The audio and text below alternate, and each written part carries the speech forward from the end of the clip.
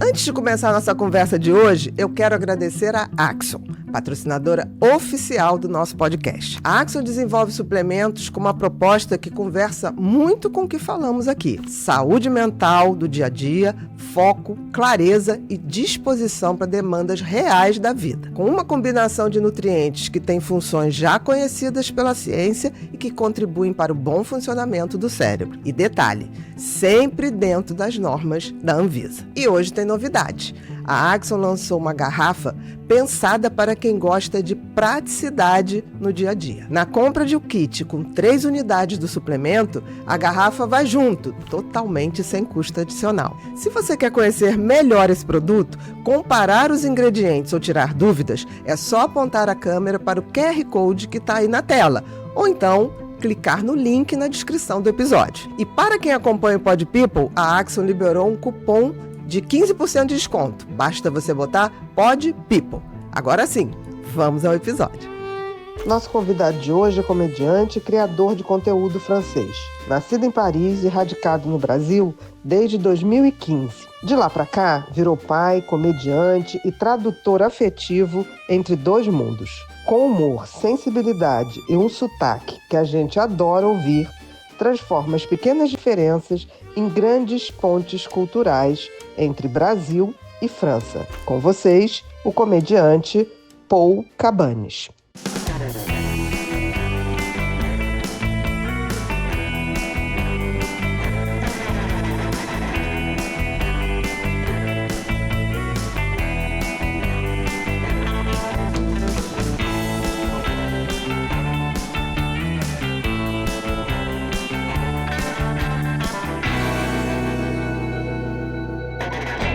Olá, sejam todos muito bem-vindos a mais um episódio do Pod People, um lugar onde a gente se encontra para ver e ouvir gente. Gente que faz, gente que acontece, gente que inspira.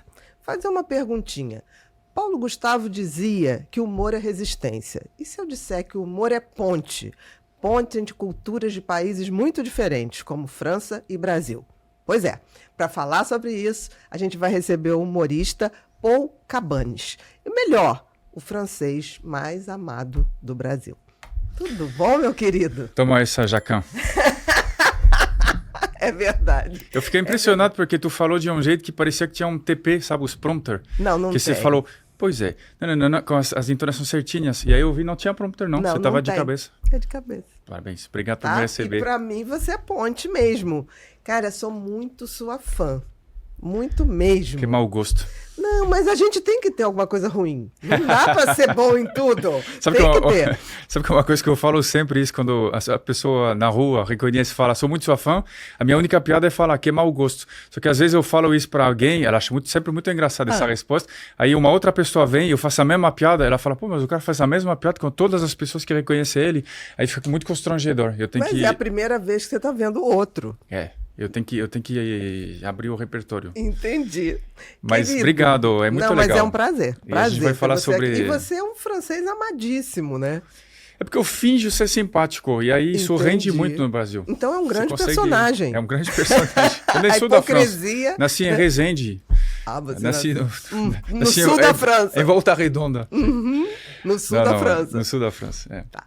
Queria que você contasse um pouquinho da tua trajetória, assim, como que você decidiu ser humorista? O humor te escolheu ou você escolheu o humor? Bom, eu moro aqui faz 10 anos, né? Eu vi que você sabe porque eu vi que você estava... Desde 2015. Desde 2015, exatamente. A doutora sabe, a doutora está na moda antiga que consiste em pesquisar sobre entrevistados antes da entrevista começar, que é uma coisa que se fazia no tempo dos astecas e dos incas, né? É verdade. Então, eu estou aqui desde 2015 e na verdade, eu sempre gostei de humor, mas eu sempre consumi humor. Eu morava na França, eu gostava de humor. Até cheguei a fazer algumas apresentações em bares e coisas assim, muito tempo atrás, 15 anos atrás.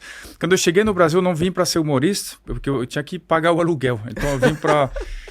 Foi uma necessidade. Foi uma necessidade. Eu comecei ensinando francês, né? Com aulas particulares, eu ia na casa das pessoas. Era bom porque eu conhecia o Brasil real, assim, porque eu fui na casa das pessoas, eu conheci todo tipo de gente, sabe? Minhas aulas custavam R$25 a hora. Então, eu tinha todo tipo de gente, principalmente gente que não tinha muito dinheiro. Foi muito legal. Aí passou um tempo, eu criei uma escola de francês online, isso me deu uma estabilidade financeira, e aí eu falei que com isso eu podia voltar a praticar meu hobby, que era fazer humor, então eu comecei Você a... garantiu um dinheirinho ali pro básico. É isso. Aí, em vez de torrar tudo no tigrinho, eu falei, cara, vou aproveitar para fazer coisa que eu gosto. E aí eu comecei a fazer apresentações pequenas em bares, né? De São Paulo, da Zona Leste, mas coisas minúsculas, assim, para 10 pessoas, 15 pessoas. E a coisa pegou, mas eu não esperava isso. Eu achava que eu fosse fazer isso para sempre em bares pequenos, para curtir, assim. É tipo o cara que começa a jogar futebol na pelada e algum dia um agente chama, fala, pô, você vai jogar no Real Madrid. Então, foi isso que aconteceu, mas foi muito surpreendente. Eu não imaginava virar humorista profissional. Ah, não, de jeito nenhum, de jeito nenhum. Isso mudou a visão de você para você mesmo e dos outros que te conheciam? Sim, porque não é o fato de ser humorista que muda, mas é o fato de ter muito seguidor. Porque isso muda muito a perspectiva de as pessoas começam a te ver como um cara que é famoso. E isso, embora meu próprio grau de fama seja moderado, não sou o Whindersson Nunes, mas isso mexe com a cabeça das pessoas, porque te vê diferente, você se vê diferente, E é uma droga, né, também, é difícil. Eu estava refletindo sobre isso com essas experiências todas que eu tive com o presidente da França, o Ronaldo. E tudo. E esse poder, essa sensação de ser alguém importante, assim, esses olhares, tudo, é uma droga fortíssima. Então eu sinto isso num grau que está cada dia mais forte e realmente mexe um pouco com a cabeça. Então é uma droga, é uma dopamina incrível, uma adrenalina incrível, mas também tem que entender que pode passar, né? Então tem que curtir sem também se associar muito, porque o dia que acabar deve ser uma depressão ferrada, assim. Então... Você está falando uma coisa que o poder, seja ele financeiro ou de exposição, ele funciona como uma droga mesmo no cérebro, igualzinho. E a grande maioria das pessoas não está preparada para o poder, né? Ou para o sucesso. Eu sempre digo que tem 2 tipos de sucesso. Um sucesso que é o sucesso sustentável, aquele que você vai construindo e você vai se mantendo. E tem o sucesso imediato, aquele que de repente você sai do zero. Aí é difícil, né? Tem que ter cuidado para não bailar na curva. Assim. E por que você acha? Em qual momento o cara se perde? Ele se perde quando ele começa a achar que pode tudo. É isso aí. E ninguém pode tudo. Pode people, não pode tudo. Pode people, não pode tudo. Eu percebi isso, eu percebi. E você tem que ter amigos, ou então uma esposa legal, ou pessoas que chegam e falam assim, fulano, bota um pouquinho o pezinho no chão. Isso é que nem a natureza, altos e baixos, maré alta, maré baixa. Isso é uma fase, né? Para que você se mantenha, você não vai viver de fase, né? Então, eu acho que é sempre bom ter amigos que chegam pra gente e falam, tá exagerando. Eu acho que essa pegada ajuda muito. É engraçado. Teve um momento que eu estava reclamando com a minha agência que os contratos que chegavam eram baixos. Aí eles me falaram com muita... O brasileiro, quando ele quer te dizer alguma coisa delicada, ele consegue ter muita delicadeza. Eu gosto muito disso. Aí eles me falaram... Às vezes, acontece um momento que a gente... Pode acontecer do artista se ver um pouco maior do que é. Aí eu entendi que, talvez não tinha chegado a hora ainda dos grandes contratos de publicidade. Achei super engraçado isso e nunca esqueci. E uma coisa que é muito curiosa... Eles foram legais, de alguma maneira. Tipo assim, olha, não, tem que ser nós assim. Vamos fazer o que você está falando, mas a gente tem que ver o mercado, a gente tem que ver, né? Mas uma coisa muito interessante que é curiosa, assim, que eu estou exatamente na regra dos 50-50. Aproximadamente 50 pessoas que eu encontro na rua me conhecem e 50 pessoas não me conhecem. Então é curioso porque eu estou permanentemente entre 2 mundos. Porque às vezes eu chego num evento como o CCXP, por exemplo, que é o evento de cosplay, eu tenho a sensação de ser uma... Que tem um público jovem, imenso, né? Eu tenho a sensação de ser uma celebridade. Passa 2 horas, estou na farmácia comprando um remédio de dor de cabeça para minha filha, ninguém está nem aí para mim, então... Minha vida consiste em fazer... Meu próprio status varia drasticamente, assim. É engraçado e bom ao mesmo tempo, porque talvez seja isso que também me ajuda a manter o equilíbrio. Minhas filhas, a gente está na CCXP, elas me falam... Pai, eu acabei de tirar foto com um cara muito famoso. Aí eu vou ver, que eu não conheço o cara, 80 mil seguidores. Eu falo, mas... Eu tenho muito mais que isso, filhas. E minhas filhas estão nem aí pra Ciúmes! Você tem ciúmes das tuas filhas? Tipo assim, você não pode gostar mais do influenciador do que do papai. Mas é engraçado, minhas filhas, a gente não tem os mesmos ídolos. Eu fui na casa do Ronaldo, minhas filhas falaram, quem é Ronaldo? Exatamente. Ah, o cara do coche lá, já vi. Ah, mas é isso aí. Você conheceu o Felca? Sabe, elas são muito assim... Não, mas isso eu acho legal, porque assim, os ídolos são por gerações. São por gerações. Né? Tipo assim, eu conheço o Ronaldo, foi fantástico, assim, também, mas a garotada que tá aí agora, não. Quem ainda tá se mantendo no futebol é Cristiano Ronaldo. Esse ainda é uma coisa que você fala, gerações da gente, você fala com o pessoal mais novo. Mas já acaba também, né? Já, sim. Daqui a um tempo, né? Já mas fez acaba. A imagem, né? Aí fica muito engraçado isso. Mas é bom porque é isso, são as minhas filhas que também me mantêm numa coisa... Que você é o pai. Saudável, isso aí. Acabou, você não é um influencer, você não é um humorista, você é o pai. É bom. E te traz para uma realidade, né? Isso aí. Não, é perfeito. Se eu pudesse assinar para ficar sempre no mesmo nível de notoriedade, eu ia assinar, porque estou no nível que é bom, porque eu tenho os aspectos bons que... a notoriedade pode trazer, sem o exagero também de fanatismo. Já tem alguns fãs que passam do ponto. Tem um cara que me assistiu 120 vezes, assim, em todos os shows que eu vou, ele vai. Então, já tá legal, sabe? Eu acho que a nível acima, o nível Whindersson, aí já é demais. Eu acho que já é... Não, mas eu acho o Whindersson um cara pé no chão, engraçado, né? Isso, o público faz muito uma visão das pessoas que eles idolatram. Né? Mas eu acho que no nível dele, digo, a fama deve trazer coisas que são exageradas, no sentido, deve ser muito fanatismo, deve ser muita gente que chega, deve ser muita dificuldade de saber quem é amigo de verdade, quem não é, no sentido, eu acho que...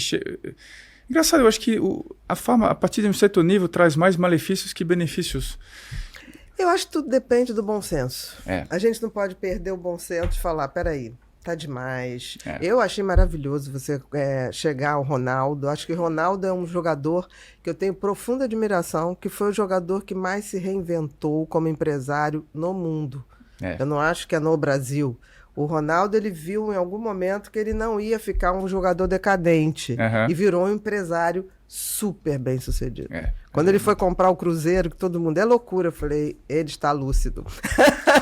Quando eu vi na casa dele, eu posso te garantir, ele estava lúcido. Não, lúcido, com certeza. Ele merece. Sim, não, ele é simples, ele é gente fina demais. Eu acho ele um cara, um tremendo empresário, um tremendo marqueteiro no sentido de marketing do bem. Eu acho que ele sabe mobilizar, ele tem estrutura, ele tem conhecimento. E ele é simples, ele me recebeu muito bem, muito bem. E foi engraçado, né? Uma história que eu contei nas redes sociais, mas que meu amigo, quando eu fui na casa do Ronaldo, tem um amigo que é corintiano roxo. Então é fã do Ronaldo, obviamente. Falou, cara, vou comprar umas camisas para você. Você leva lá para ele assina. Você dá uma camisa para mim, uma para você, uma para o presidente francês, que também é fã do Ronaldo. Falei, ótimo, trouxe as camisas. Primeira coisa que o Ronaldo falou, putz, legal, parece muito com as originais. Quando ele foi atender um pessoal, eu liguei pro meu amigo. Eu falei, cara, não são originais? Ele falou, mas você queria originais? Eu falei, não, queria da China, para dar pro Ronaldo assinar, pô. Meu amigo falou, até parece que eu te daria umas da China, cara. São da Tailândia. Eu falei, mas... E agora? É impossível ele perceber que não são reais, pô. Ele já percebeu. Fala, cara, o Ronaldo tem 98 jogos para a seleção oficial, ganhou 2 Copas, jogou 4. Se ele quiser entrar numa empresa de avaliação profissional de camisa, ele vira CEO no mesmo dia, Oswaldo. Aí meu amigo falou, fala que é uma versão torcedor, nem que seja torcedor tailandês, pô. Fala que é de um amigo idiota, que achou que ia enganar o Ronaldo. O cara assinou, o Ronaldo assinou as camisas. Sim, e uma das camisas era do Romário ainda. Aí, isso eu tenho 3. A do Romário eu vou ter que dar pro presidente francês. Então ficou assim. Mas o Ronaldo é muito simples, ele é legal, ele dá risada. E é um cara admirável pela trajetória dele, de superação como atleta, de reinvenção após parar de jogar. Eu acho admirável. Admirável. É realmente um cara que soube lidar bem. Com certeza. E a casa dele tá legal, posso te garantir. Você chega... Isso já é para outro nível. Isso já é para outro nível. Tem nível é engraçado isso, tem nível de riqueza que você fala... Isso é só pra gente olhar. Porque sendo humorista você ganha bem. Sendo doutor e tal, médica, você ganha provavelmente muito bem, eu imagino, né? Só esse cenário custa uns 200 mil reais. Isso era a coleção que cada um tinha em casa. Só para constranger que eu falei isso. Não, isso todo mundo trouxe um bonequinho seu, assim. Mas tem níveis que você sabe que você nunca vai chegar. Ei, tá tudo bem, né? Um amigo meu, semana passada, me convidou na casa de pessoas que são bilionários. Com B de... De B mesmo, né? B de bem ricos. Aí eu cheguei nessa casa, eu olhei para essa casa e falei, cara, eu posso fazer muitos shows. Posso fazer show 4 vezes por dia. Não vou chegar nem perto desse nível de riqueza. E aí fica... É outro mundo. É outro. E a gente tem que ter cuidado pra gente não entrar em réguas que não são as nossas. Não. Porque senão você tá sempre frustrado, né? Sim, eu tô, inclusive... Eu parto do princípio que a partir de um certo nível de dinheiro não muda muita coisa, sabe? Também não é que dinheiro não faz felicidade, é que traz até um certo ponto, porque é uma condição necessária, mas não suficiente. Só que depois de um certo nível, acho que não muda nada, sabe? Depois você está em uma saúde boa, pode viajar, a tua casa é legal, você come bem, sabe? Mas não, pra quê? Aumenta. Tem um estudo em inglês que fala, depois de um certo nível que você passa a ter o suficiente para ter conforto, poder viajar, ter saúde, ter boa educação, a partir desse nível, você começa a entrar no risco de vícios, ansiedade e depressão. Porque você pode tudo. E aí você começa a inventar. Aí que você começa a fazer, né? Tipo você assim, fala, vou inventar, agora eu quero, sei lá, vocês, né? Vocês, agora eu quero hoje uma mulher que seja assim, aí já tem que ver de onde vai trazer, de onde vai fazer. Começa a operacionalizar a vida e ficar muito desgastante. Por isso que tem muitos desses casos que acabam tendo uns escândalos estranhos, umas coisas estranhas. Exatamente. Tem que ter sempre mais, né? Sempre mais. Então, bom, nessa aqui toda uma relação saudável com o dinheiro por enquanto. Em breve, né? Daqui a 5 anos você vai me ver com um escândalo envolvendo drogas e... Sexo, drogas e rock and roll. Sexo, drogas e rock and roll. Vamos ver, por enquanto tá de boa, consegui evitar esses problemas. E na França hoje, quando você volta para visitar familiares, eu imagino. Como é que eles te veem? Ou isso não mudou nada?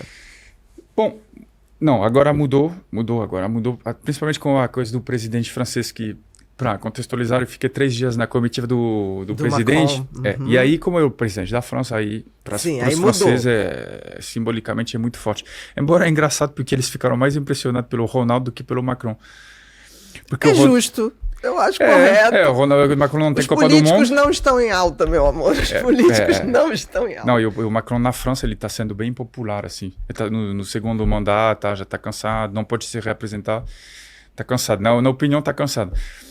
Mas eles ficam felizes. Para mim foi uma coisa que eu conto às vezes nas redes. Eu tenho uma história que eu me sentia muito fracassado, né? Meus irmãos são diplomatas e engenheiros. Eu era garçom, aí depois... Humorista. Mas antes disso, porque o humorista até tem professor. Mas antes disso eu fiz bicos, em Paris eu fazia massagem na rua para ganhar umas gorjetas. Aí eu fui assistente social e tudo. Profissões ótimas, mas que não era valorizado na minha família. Porque não ganhava dinheiro, não era prestigioso e tal. Então, quando eu fui para o Brasil, me casei em 2012 com uma brasileira, fui para o Brasil. Ela morava lá na época?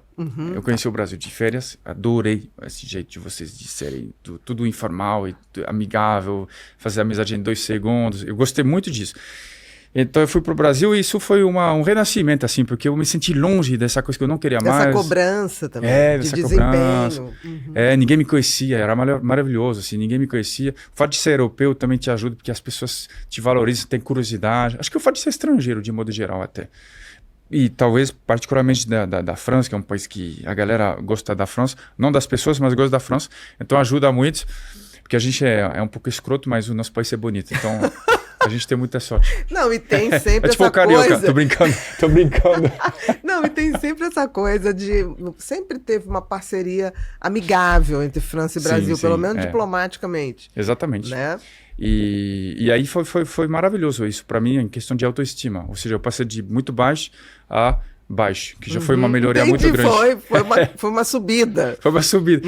E o fato de conseguir ser humorista, fazer shows grandes e tal, e esse sucesso assim que eu te falei, isso daqui ajudou muito, em questão de autoestima ajudou muito. E eu percebi que eu me tornei uma pessoa melhor com uma autoestima melhor. Às vezes o cara é ruim porque tem uma autoestima baixa. Não faz sentido isso? Não sei. Aí tô falando com a... Depende da a doutora. pessoa. Por exemplo, eu acho que autoestima sempre faz bem, né? Ter uma autoestima melhor.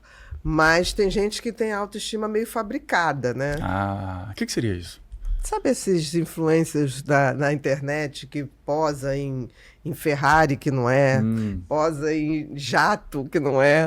Eu já descobri que hoje tem um cenário para fingir que você tem um jatinho. Claro, eu fico olhando aquilo e falo, gente, mas qual é a sensação de se mostrar uma pessoa que não se é?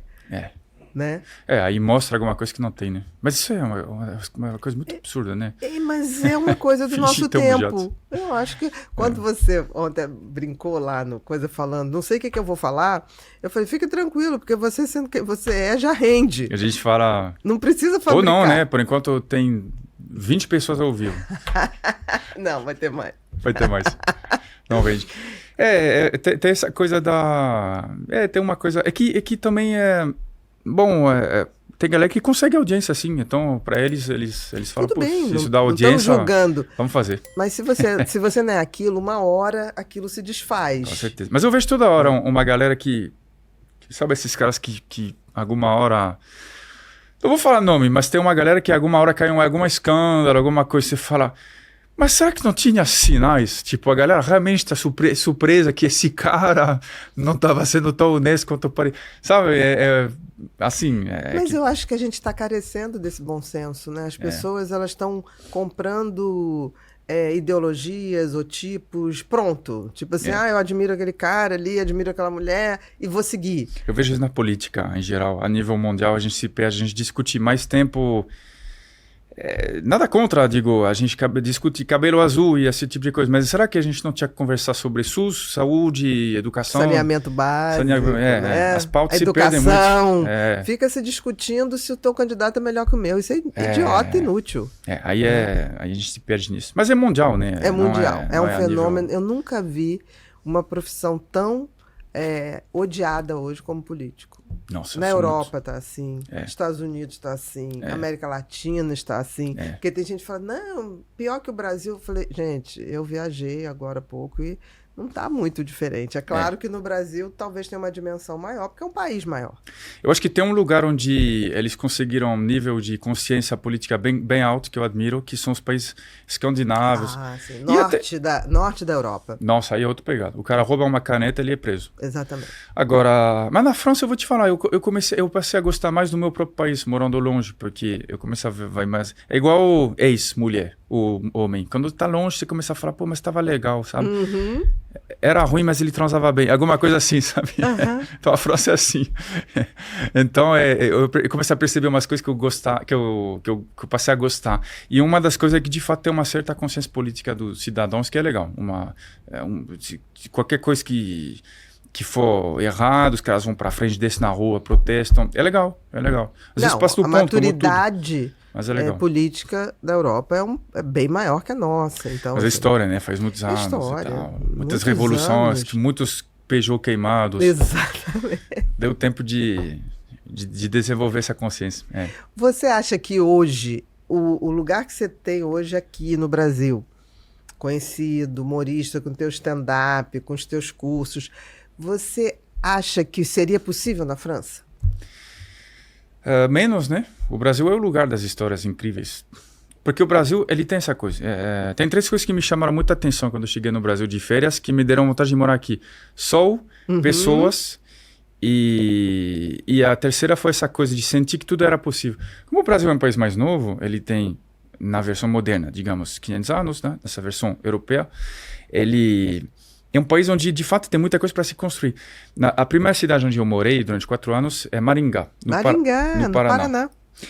E, sinceramente, quando eu cheguei em Maringá, eu estava muito surpreso pela pouca quantidade de prédios que tinha e até mesmo de comércio básico. No meu bairro, eu acho que não tinha, por exemplo, padaria. E eu vi isso com muito bons olhos. Falei, cara, então eu posso fazer coisa, eu posso ser a pessoa que vai criar, posso empreender. Posso empreender qualquer coisa. Eu pensei em empreender em cabeleireiro, maquiador, fiz até cursos no Senac. Falei, cara, qualquer coisa que seja ligada ao glamour e à França, eu vou me virar. Vou ganhar dinheiro, eu vou comprar a casa do Ronaldo. Aí, Eu fiz esses cursos. Eu queria fazer. Acontece que eu também criei um canal YouTube que foi decolando e por isso que eu deixei esse plano. Mas senão eu acho que eu teria um salão de cabeleireiro em Maringá e eu ganharia dinheiro com isso. Porque, de fato, é um país onde as coisas são para se fazer, né? E da mesma forma que eu estou te falando sobre isso, a minha própria carreira de humorista foi assim. Você pode virar humorista na França, as coisas acontecem. Mas no Brasil existe essas coisas às vezes você entra numa onda que você começa a viver coisas extraordinárias, assim, que vão muito além do ponto. Então, eu não teria encontrado o presidente da França se eu morasse na França. Se você morasse na França, exatamente. Eu provavelmente não teria ido na casa do Zidane na França, entendeu? O Brasil é um país de oportunidades infinitas. E eu costumo dizer que todo mundo saca isso, menos os brasileiros, né? Eu acho que sim, eu acho que... Agora, eu não sei até que ponto essas oportunidades também existem para quem é mais pobre, porque também tem uma desigualdade maior do que, por exemplo, na França, mas ainda assim eu vejo gente que fica rico do dia... Você vê gente que fica rico em 2 anos no Brasil. E nem sempre pelo crime. Não, isso às vezes de maneira lícita. Existe aqueles que vão de forma foguete. Aí você começa, então. Mas tem gente que faz em cima de empreendedorismo mesmo, de arriscar. É muito difícil. Até porque o europeu, ele trava um pouco o empreendedorismo. Você, para empreender lá, você tem que ter, em média, um sócio que seja de lá. Não libera essa coisa, eu sou brasileira, vou abrir qualquer coisa aqui. É difícil. E todo mundo que vem de fora para o Brasil pode abrir qualquer negócio. É por isso que eu sempre penso que o Brasil para empreendedor é um país muito favorável, apesar da burocracia, mas isso existe em todos os países, eu acho. E a França é um país legal para ser funcionário, porque aí você tem muitos direitos, você vai ter férias, você vai ter um salário bacana e tal. Mas se você quiser empreender, eu não recomendaria para a França. Com certeza. A Europa não é muito... A Europa é bastante normas e bastante... outra visão. É outra visão, é outra pegada, é outra... E isso pesa um pouco, porque depende do perfil, mas eu encontrei um francês na rua ontem que pediu uma foto comigo, depois eu simpatizei com ele se apaixonou pelo Brasil. O sonho dele era morar no Brasil, conseguiu um visto de nômade digital e está aqui faz 7 meses. E aí eu estava conversando com ele sobre o Brasil, a França, eu estava falando das coisas que são legais, que não são legais, porque eu estou aqui há 10 anos. E ele falou que o que pesa para ele na França é essa coisa de vida em caixinhas, sabe, é difícil sair de onde você está, é difícil empreender, é difícil enriquecer também. É uma vida um pouco... Você acha que como é que eu vou dizer? A estratificação social é mais rígida. Você nasce naquela esfera, você, em geral, vai morrer naquela esfera. Eu acho que sim, e eu acho também que a tua vida é um pouco desenhada, assim, sabe? É um pouco... Dificilmente a galera sai e arrisca muito, sabe? No Brasil já vi histórias muito fora do comum. Um amigo francês meu, em 2014, virou tradutor da seleção dos Camarões, na Copa do Mundo. Beleza. Nisso aqui, num corredor, ele encontra Rogério Ceni por acaso. Vira tradutor do Rogério Ceni. Rogério Ceni estava começando a ser técnico.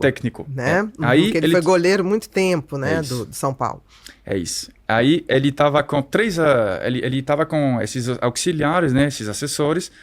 3 vezes os caras pendem as contas e vão embora. Alguma hora o Rogério Ceni fala, pô, mas não estou conseguindo uma equipe estável. O meu amigo se oferecia, falava, eu sou tradutor, mas eu posso te ajudar, posso ser teu auxiliar. O Rogério não queria pessoas com mais experiência. Alguma hora o Rogério Ceni, quando ele viu que os caras não estavam prestando, ele falou pro meu amigo, bom, vou te dar uma chance. Vamos testar. Funcionou, e agora faz 10 anos que meu amigo virou, a partir de ser tradutor, e, entre aspas, um cara que não era do meio do futebol, virou um técnico de futebol auxiliar, assim. É impossível imaginar uma coisa dessa na França. É impossível. Não tem como... aconteceria. Não, é impossível. Você teria que ter uma formação típica. Você tem que passar pelo... É difícil sair... O que eu estou querendo dizer é que é difícil sair da rota. Entendi, é isso que eu estou querendo dizer. Tem que ter o estudo certo, a norma do governo de sei lá o quê. É uma sociedade extremamente codificada, assim. Por um lado é bom, mas por um lado você não vai ver muitas aventuras. Mas eu fico pensando, Paul, hoje você começa, por exemplo, suas filhas vão começar numa carreira. A geração que está nascendo hoje, eles vão ter várias profissões. Ninguém vai começar a carreira e acabar na carreira. Até porque vai ser desempregado antes, né? Pela IA. Não, porque a tecnologia está avançando muito rápido. Então Sim, você sim. tem que se adaptando muito rápido. Você acha que isso vai dar uma diferença nos países europeus, por exemplo, na França? Porque as Nesse pessoas quesito, vão ter que se reinventar. Essa estabilidade... o problema é que aí vou puxar a sardinha, porque como tem mais mecanismo de proteção social, com o seguro-desemprego, aqui é 5 meses, 4 meses, na França é 2 anos, por exemplo. Só isso é uma diferença. Eu acho que ali nessa questão,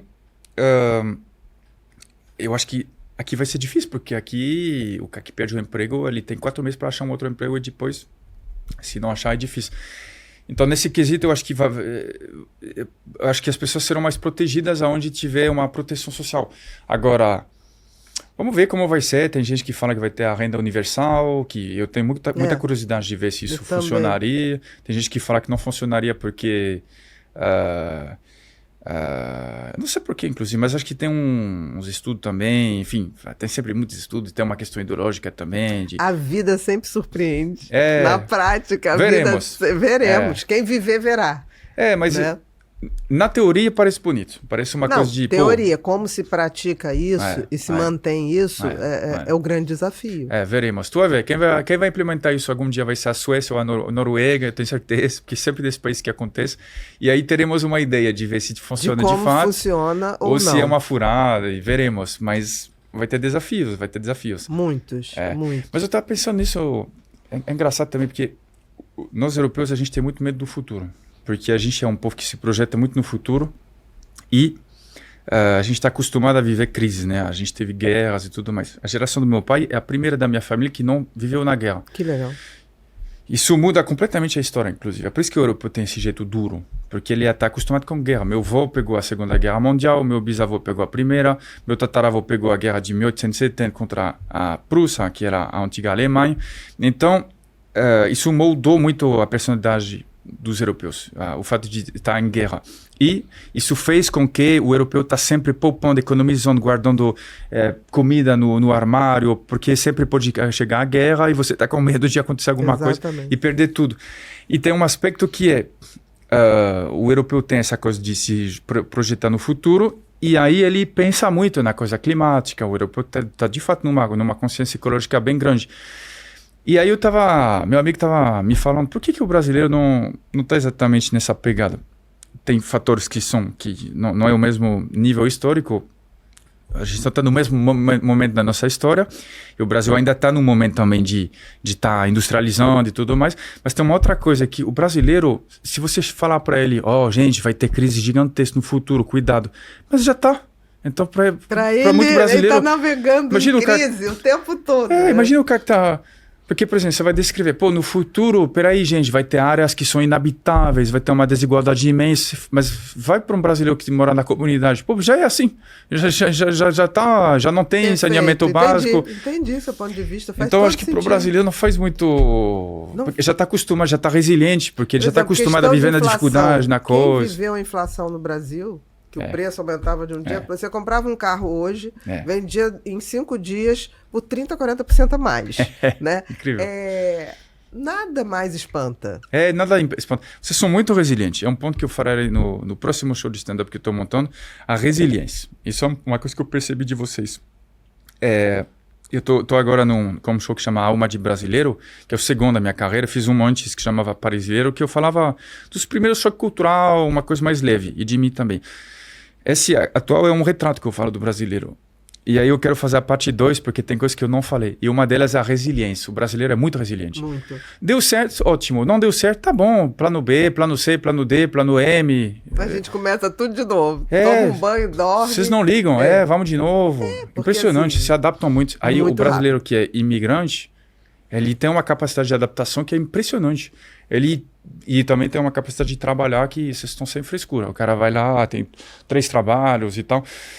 Vocês são muito resilientes. É muito impressionante. Quando você encontra brasileiro fora do país, é impressionante. Tá todo mundo trabalhando muito. Muito, demais. Muito. Porque tem gente que fala assim, foi pra lá, pra não sei o quê. Não.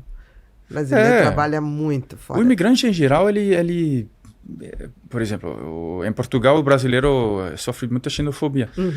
Aí eu vou lá, eu já fiz show em Portugal, já passei muito tempo em Portugal. Eu falo, mas por quê? Porque os caras estão trabalhando, né? Não estão na rua vendendo drogas, sabe? Eu vejo o brasileiro de entregador, de garçom, de garçonete. De motorista. De motorista, faz um trabalho que geralmente nem é o melhor, nem é o mais valorizado. E sofre xenofobia. Mas essa coisa toda, sempre acho tem que o mundo tá um pouco xenofóbico. Os caras pegam um bode expiatório, é sempre isso. Exatamente. Ou é o imigrante, ou é o trans, ou é o gay, é sempre... Exatamente. Tem sempre algum um bode expiatório. núcleozinho bode expiatório. É isso aí. E o que te encantou mais dentro da nossa cultura? Que você falou, isso me veste, ou eu visto essa roupa. O que realmente me chamou a atenção é o clima, o sol. Isso acho que você subestima como é importante. O brasileiro sempre fala, gosto de frio. Eu sempre penso, cara, você gosta de frio quando você vai 15 dias. Isso aí. 15 dias de férias. Você vai 15 dias no Chile, tomar vinho e postar no Instagram, aí sim. Mas viver no frio é outra pegada. Isso é uma coisa impressionante e você sente que você está de férias durante muito tempo, porque para mim que morava em Paris, ver sol era de férias quando eu ia para o sul da França. Então eu associava o sol a férias, sabe? É tipo um cara que mora, vou dizer, o cara mora em Blumenau, sabe? Talvez para ele o sol é associado às férias que ele vai passar em Aracaju, sabe? Não sei se eu tô... Entendi, perfeito. Então era essa pegada. Então quando eu cheguei no Brasil, eu vi o sol, eu falei, mas é todo dia? Os caras falavam, cara, é mais ou menos todo dia. Às vezes tem uma chuva de meia hora. Eu falei, cara, todo dia você tem sol? Então vocês vivem de férias todo dia. Eu me senti de férias todo dia. Isso chamou minha atenção. E o jeito das pessoas ser caloroso é uma coisa que, para mim, chamou a atenção. Porque eu sempre me senti um pouco... Eu acho que eu era um pouco brasileiro sem saber. Entendi. Sabe? Porque eu sempre fui de fazer... De brincar, de abraçar, de conversar. Quando eu era garçom em Paris, eu sempre fui o cara também... Eu tratava bem, eu gostava, eu conversava, tentava falar no idioma do cliente. Eu nunca fui o garçom parisiense... Aquele... Típico. Não. Eu nunca fui essa pessoa. Então, quando eu cheguei no Brasil... Eu pensei, pô, então tem gente que é assim, que eu me encontro na minha tribo, sabe? É que eu destoava um pouco do jeito dos outros franceses, em Paris pelo menos, e aí eu aqui encontrei pessoas que eu me identifiquei, falei, pô, essa é a vida, falar com as pessoas, brincar com as pessoas, essa informalidade. Aí eu gostei muito, me identifiquei muito. Isso foi o que te arrebatou, digamos assim? Me arrebatou, me apaixonei, falei, é aqui que eu quero ficar. E aí fiquei aqui, o fato de ter conseguido... a título pessoal, uma carreira muito legal. Obviamente também me fez querer ficar ainda mais, essa coisa toda. Então é forte, né? Às vezes a galera fala, pô, você iria embora e tal. Eu falo, cara, não tá dentro dos seus planos. E seria difícil, né? Porque virar um pouco uma história de amor também, né? Às vezes no palco eu fico pensando nisso, é um pouco... Desculpa falar disso, não sei até que ponto, mas é um pouco igual fazer amor o palco, porque... a galera te dá muito prazer, ri, te olha, você recebe amor. E você dá também muito de si, porque você dá humor, piadas, você fala, eu amo vocês, Joinville, sabe? É uma coisa assim. E de fato é um pouco uma troca amorosa mesmo. Só que com muita gente. Então é uma coisa muito forte. E vicia, né? Vicia e mexe com você.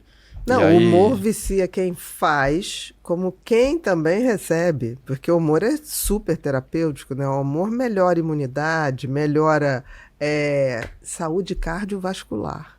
É impressionante isso. Da pessoa que ri? Que a pessoa que ri, com certeza. Você ri, aquele riso solto, equivale na terceira idade você fazer 30 minutos de atividade física. É mesmo? Exatamente. Não, por isso tem uma coisa dentro da medicina que é risoterapia. Sim, isso sim. Você tem estudos, não é uma coisa, porque faz bem. Não, tem estudos reais. Então, assim, o humor é muito bom. Agora, aqui no Brasil, a gente sempre teve uma coisa... Um dos maiores humoristas do Brasil, você não pegou, era Chico Anísio. Conhece. Você já ouviu falar? Claro. Chico Anísio era um cara fenomenal em criar personagens, mas o Chico Anísio tinha uma coisa depressiva, né? Que todo mundo fala, mas como? Mas como? Você acha que isso tem uma associação de quem faz rir acaba também tendo um pouco... de tristeza interna? Eu acho que sim. Eu sou um pouco depressivo, já tomei antidepressivo, inclusive. Aham. Quando eu comecei a fazer turnê, durante um ano, viajei sozinho. Uhum. E era terrível. Fazia shows para 1.000 pessoas, daí eu tava no quarto de hotel sozinho em seguida. E a adrenalina depois do show? Nossa, insuportável. E você não tem com quem dividir. Nossa, era insuportável. Comecei a tomar antidepressivo, 10 miligramas para aguentar a solidão, né? Falei, cara, vou ter que melhorar minha saúde mental. Vou ter que encontrar pessoas... Eu vou seguir nessa, cara. Não dá. Eu tenho que conhecer gente, eu comecei a tentar fazer mais amizade e tudo mais. Aí eu comecei a ter um outro desafio, que é aguentar as pessoas. Passei a tomar 20 miligramas. Entendeu, né, Baiano? Entendeu. Mas realmente eu tomei esse antidepressivo porque eu estava depressivo. E eu acho que sim, enfim, um amigo meu que é o Marcos Lacerda, que veio aqui inclusive uma vez, me comentou que...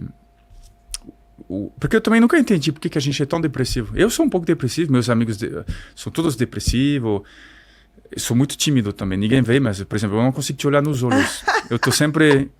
Eu não consigo. Eu não consigo olhar ninguém nos olhos. Aí as pessoas... Eu converso com uma pessoa, eu tô sempre assim... Sempre tem um momento na conversa que a pessoa olha pra trás. Pra ver se você tá olhando além dela. É muito chato, tem que explicar. Não, desculpa, que eu sou um pouco... Tímido. Aí eu finjo que eu sou um gênio e tal. E aí os gênios é diferente e tal. Não sou um gênio, sou tímido. Tímido. Sou só muito ruim socialmente. Mas assim, é isso. Meu amigo me falou que... O Marcos me falou que... O que acontece é que o cara que busca muito a criatividade e coisa é um cara que, em algum momento, sofreu muito. E aquilo é uma escape. Então, talvez seja uma explicação. Uma válvula de compensação, digamos assim. Pra mim é claramente uma coisa assim. Eu me sentia mal. Eu tive uma infância um pouco infeliz. Eu não fui uma criança muito feliz, sabe? Essa é a verdade. Eu um adolescente também um pouco feliz, sabe? Eu era magrícela, assim, eu pegava ninguém, as pessoas me faziam bullying, eu era fraco, tem bastante violência física na França, nos colégios, sempre apanhava. Então, o humor era a minha maneira de, talvez, ser interessante, porque eu era engraçado na escola. Mas é interessante isso, né? Como grandes humoristas, atores, atrizes tiveram essa mesma história, né? De sofrer bullying e de se reinventar por algum talento genuíno, né? Porque pensa, você não é forte, você não é bonito. Quer dizer, hoje em dia sou hiper bonito, mas digo... é uma piada, só porque a pessoa não deu risada, fiquei constrangido. Tá vendo, mano? Ele tá no termômetro aí contigo, olha, não frustra o garoto. Não, mas pensa, você não é forte, você não é bonito, você não vai pelo lado da sedução direta, você vai ter que ser seu de humor. Então, assim... Não, mas tem que ter talento. Não, tem que ter aí talento. você tá colocando como, fui pra lá porque tinha que ir. Não, só deu certo porque você tinha talento. Eu acredito Senão não sustenta, pô. Aí você tá sendo... Ou eu tô pagando gente pra me assistir, quem sabe também. Ou eu tô pagando bots indianos. Não. Eu tenho 2,5 milhões de seguidores no Instagram, mas de real brasileiro tem uns 20 mil. Não tem como, não tem como. O sucesso vindo em cima de talento... Ele é sustentável. Aí funciona. E trabalho. E muito trabalho e persistência. Né? E constância. 3 pilares, né? Exatamente. Tá vendo isso Se não for, dura pouco. Pois é, eu tava vendo isso com o negócio dos Beatles. Um outro amigo meu, Oswaldo, que me falou isso. Eles têm... Você sabe quantas músicas esses caras têm? Coisa de 10 mil ou 3 mil, mas um número surreal, absurdo, né? Absurdo. Obrigada. E então, da mesma forma que... Obrigado, viu? Nas redes sociais o pessoal fala, você tem que postar todo dia, porque um desses posts vai viralizar, mas você não vai saber qual, então tem que ter muita quantidade para alguma coisa se sobressair. Os Beatles já faziam isso. Então, acaba que é uma estratégia, de fato, tem que trabalhar pra caramba. Muito. Então, às vezes o cara fala, pô, é um gênio. Mas não é um gênio, é que o cara fez 3 mil músicas, então mas 2 tinha que ser boas. Mas você sabe a história dos Beatles. Eles formaram a bandinha lá, né, em Liverpool, e aí eles ficavam compondo. Aí arrumaram um empresário que falou, arrumei um emprego para vocês, cuidado, tá quente. Arrumei um emprego para vocês vão tocar naquela rua de prostituição que tem na Augusta. Europa.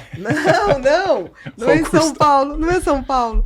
Aquela que tem na Europa, na Holanda. Eu acho que é na Holanda. Tá, Red District. Exatamente. O bairro vermelho. Exatamente, que ficavam aqueles vidros, né? A pessoa ficava passando. Sim. Aí eles falaram, nós vamos tocar onde? Não, vamos tocar lá.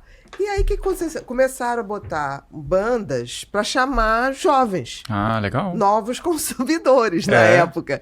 E aí o que aconteceu? Chegaram lá, o cara tinha assinado um contrato que eles tinham que ficar 5 anos tocando de 8 da noite a 3 da manhã. Isso aí. Era uma loucura. É. Então, o que aconteceu? Eles tocavam, em média, quantas horas? 3, 8, 12, 4, 7 horas por dia. E tem uma teoria que se você pratica alguma coisa dentro do seu talento 3 horas por dia, ao final de 10 anos, você chega na excelência.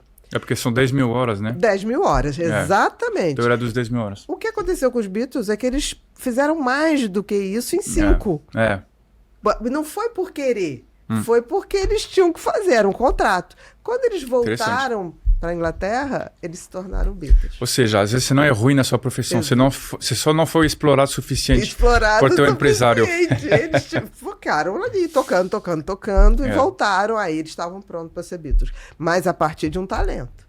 Sim. Não adianta, porque se pegasse uma bandinha que não tivesse gente talentosa, o Beatles não aconteceria. Tu já reparou que na vida as pessoas dão dicas que parecem muito espetaculares, mas a realidade é sempre mais simples. O pessoal fala, é só você querer. Infelizmente, não. Tem que também ter um talento para aquilo que você se propõe a fazer. Não adianta. Se você vai empreender, é mais fácil empreender naquilo que você tem um jeito.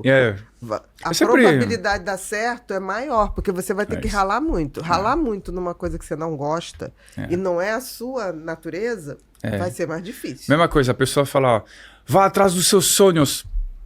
Nem sempre. Às vezes teu sonho não é uma coisa que vai te dar dinheiro. Você entende por que eu falo, é bonita essas frases, mas muitas vezes a realidade é um pouco mais terna. A vida é terna, para você que não sabe. A vida, na verdade, é uma coisa...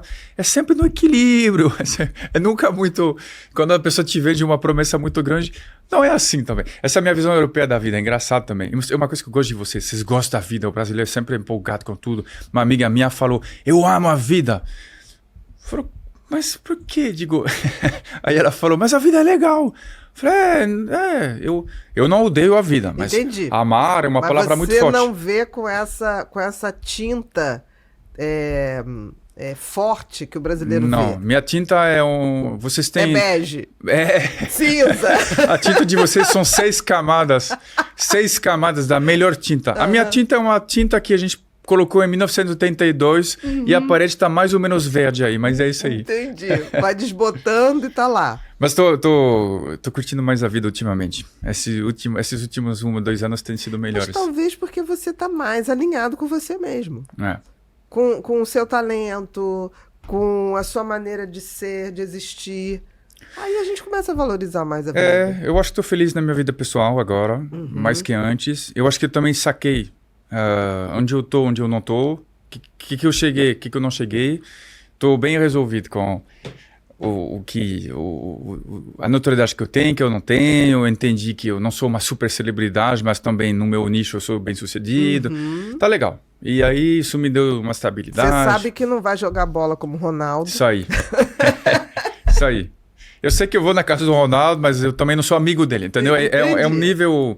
Eu entendi onde eu tô bem resolvido, Também não vai ser presidente da França. É isso aí. Não vou ser presidente da França, mas eu consigo encontrar... Entendeu? Tipo... Sou quase amigo desses caras. Mas não sou. Mas a galera acha que sou amigo do presidente da França. Porque eles acham que...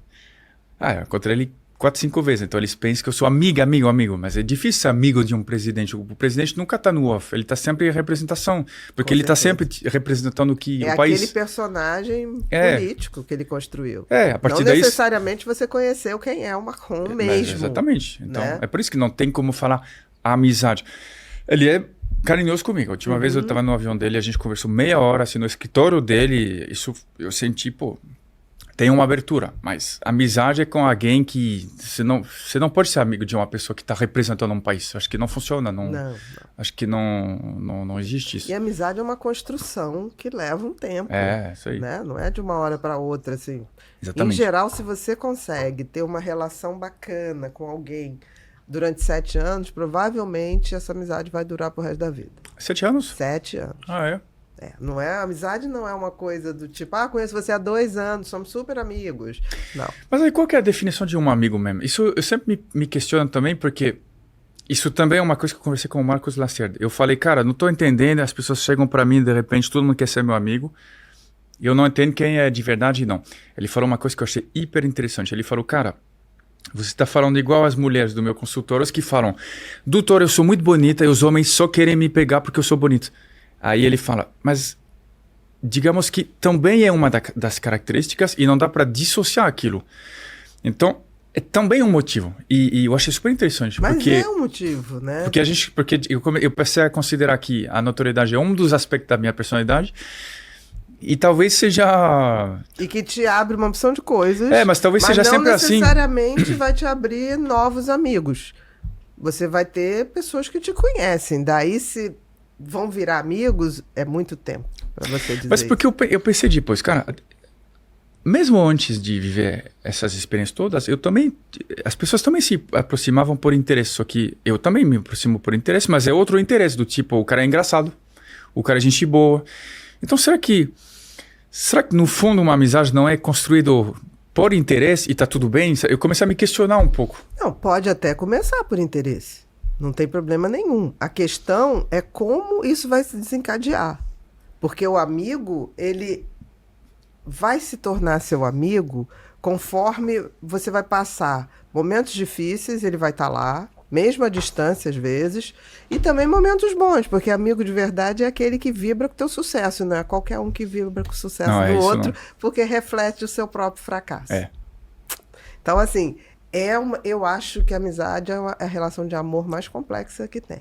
Mas como que você sabe quando tem a amizade, então? Qual que é o termômetro aí? Você fala, o termômetro, por exemplo, se você convive com alguém e se sente à vontade para desabafar algo triste com essa pessoa, e essa pessoa te acolhe, te ouve, antes de te dar qualquer, tipo, faça isso, faça aquilo, aí é coach, não é amigo, né?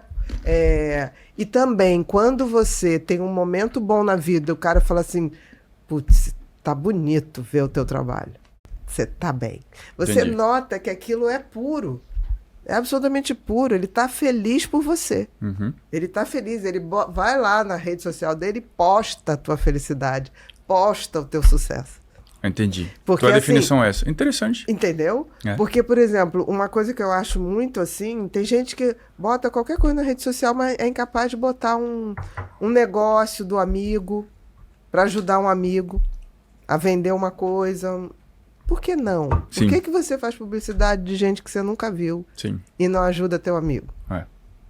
Porque botar o que todo mundo tá botando dá mais status. Mas o amigo tá um pouquinho além do status. Desculpa a todos vocês que eu chamava de amigos, que eu percebi que eu fui péssimo com vocês. Vou divulgar a tua vaquinha, Oswaldo. Não, você vê se é uma coisa real. Mesmo você tem que ver se é real. Porque tem gente que pede pra você divulgar uma coisa que você não sabe. Mas quem é essa pessoa? De onde vem? Porque a gente pode ser usado de maneira inescrupulosa e você tá anunciando uma coisa que é um golpe. Sim, não, com certeza. Então tem que ser aquele que você conhece mesmo. Tem que pensar bem, né? Então, é importante que a gente tenha esse critério. Mas amizade é coisa séria. Amizade eu acho que é um casamento sem sexo. Mas casamento já é sem sexo. Então... Não, depende do casamento. Não muda muita coisa. Não, depende do casamento. Bom. Eu diria que tem mais chance de fazer sexo com amizade do que com um casamento. Depende de que ponto. Exatamente. Depende de que ponto. Mas também você não transa com inimigo, nem com inimiga.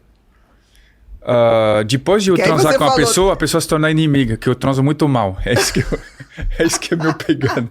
Não, mas um critério. Você não vai pra cama com uma inimiga. Não. Alguém que se declara inimiga. Não, com certeza. Acontece, também pode acontecer. Mas se é amizade pura, separa-se isso até pra não ter os efeitos colaterais. É isso. De posse, de cobrança, de... Entendeu? Não, com certeza. Brincadeiras à parte, eu acho a amizade uma coisa super interessante. Eu passei a valorizar mais também a coisa de amizade, ter amigos fortes, próximos. O brasileiro tem muito disso, né? Tem. Ele tem muitos amigos. O brasileiro tem 100 amigos. Mas aí você tira ali, dos 100, 10 são pra valer. Entendi. Os outros, né? Por exemplo... Mas 10 já é muito. Eu Na acho França, que eu acho que seria 3. 5. Pô, tá vendo? É uma deflação, é o contrário do... É um privilégio. Se você tem 5 que você passa um tempo, você não conseguiu ver a pessoa, mas você liga. E a pessoa, putz, pensei em você, papapá. Tem uma conexão muito interessante. Muito interessante. Mesmo. Bom, Agora, mas uma é legal. pergunta. Qual é a tua expectativa em criar filhas, 2 meninas? Vai criar no padrão francês ou no padrão brasileiro? O melhor dos dois. É isso O que é o melhor dos dois? Vamos lá. O bom de viver entre os dois países e conhecer 2 culturas é que você pode escolher o que você quer. Eu quero que minhas filhas tenham... Da França, vamos lá. Deixa eu pensar. É porque não faz muito sentido dizer, associar, por exemplo, pontualidade à França, porque tem gente muito, também que é muito que vai ter essa exigência no Brasil também. Mas vamos dizer, de modo geral, essa coisa eu vejo como uma coisa mais francesa que eu gosto. Eu gosto também de uma coisa de... Tem certos modos na França que eu aprendi que eu gosto, e de novo, né, tem muitas famílias brasileiras vai se passar também a coisa de cumprimentar educadamente, de ter o respeito dos mais velhos, do bom dia, boa tarde, do bom dia, chegar no lugar e ser gentil, ler bastante, um certo refinamento na mesa, sei lá, comer de um jeito educado e tal. Bom, beleza, isso são as coisas que eu aprendi que eu acho muito interessante. O jeito brasileiro, o que ele tem de muito bom? A capacidade de fazer socialmente, a se conectar facilmente com as pessoas, esse calor humano, essa coisa de ajudar também. O cara furou o pneu dele, você vai oferecer uma ajuda para tocar a roda, esse tipo de coisa. Isso é sensacional, assim, da cultura brasileira. E eu acho que uma pessoa que tem essas qualidades brasileiras, sociáveis, de jogo de cintura também, de resiliência, na França se dá muito bem. Porque são qualidades que a gente não tem, e eu percebo como os brasileiros se dão bem com isso. Então, eu já falei para as minhas filhas que se um dia elas forem para a França com essa coisa toda, e também uma coisa que eu não comentei, que é o carisma de sorrir, assim. Minhas filhas são muito sorridentes, assim. Elas falam desse jeito e tal. Para nós é estranho. Quem é que muito esse cara charmoso. tá rindo para mim, né? Não, mas é muito charmoso, assim. E eu acho que a pessoa se dá muito bem. Então, acho que isso, se elas forem para lá, elas vão se dar bem. Até porque mim mesmo, eu mesmo, Bia, quando eu vou para a França, a galera acha que eu sou muito sorridente. As pessoas falam... Tipo assim, você tá muito sorridente. As pessoas me falam, pô, você é muito simpático, bicho. E aí, eu entendi que eu acho que eu peguei alguma coisa brasileira que eu não tinha, mas talvez tinha uma semente de ser sorridente e tudo mais. Você praticou, né? É isso que eu pratiquei, e aí que na França eu faço e que dá muito sucesso. E da mesma maneira aqui também, tem muito brasileiro que fala, que gosta de certos aspectos da cultura francesa, como, sei lá, uma certa... Mas se bem que eu acho que o brasileiro que vai para a França, ele leva um choque cultural em geral. Geralmente ele tem mais dificuldade que facilidade. Mas tem coisas que são legais, por exemplo... O cara te dá a sua palavra, você pode contar com a palavra dele.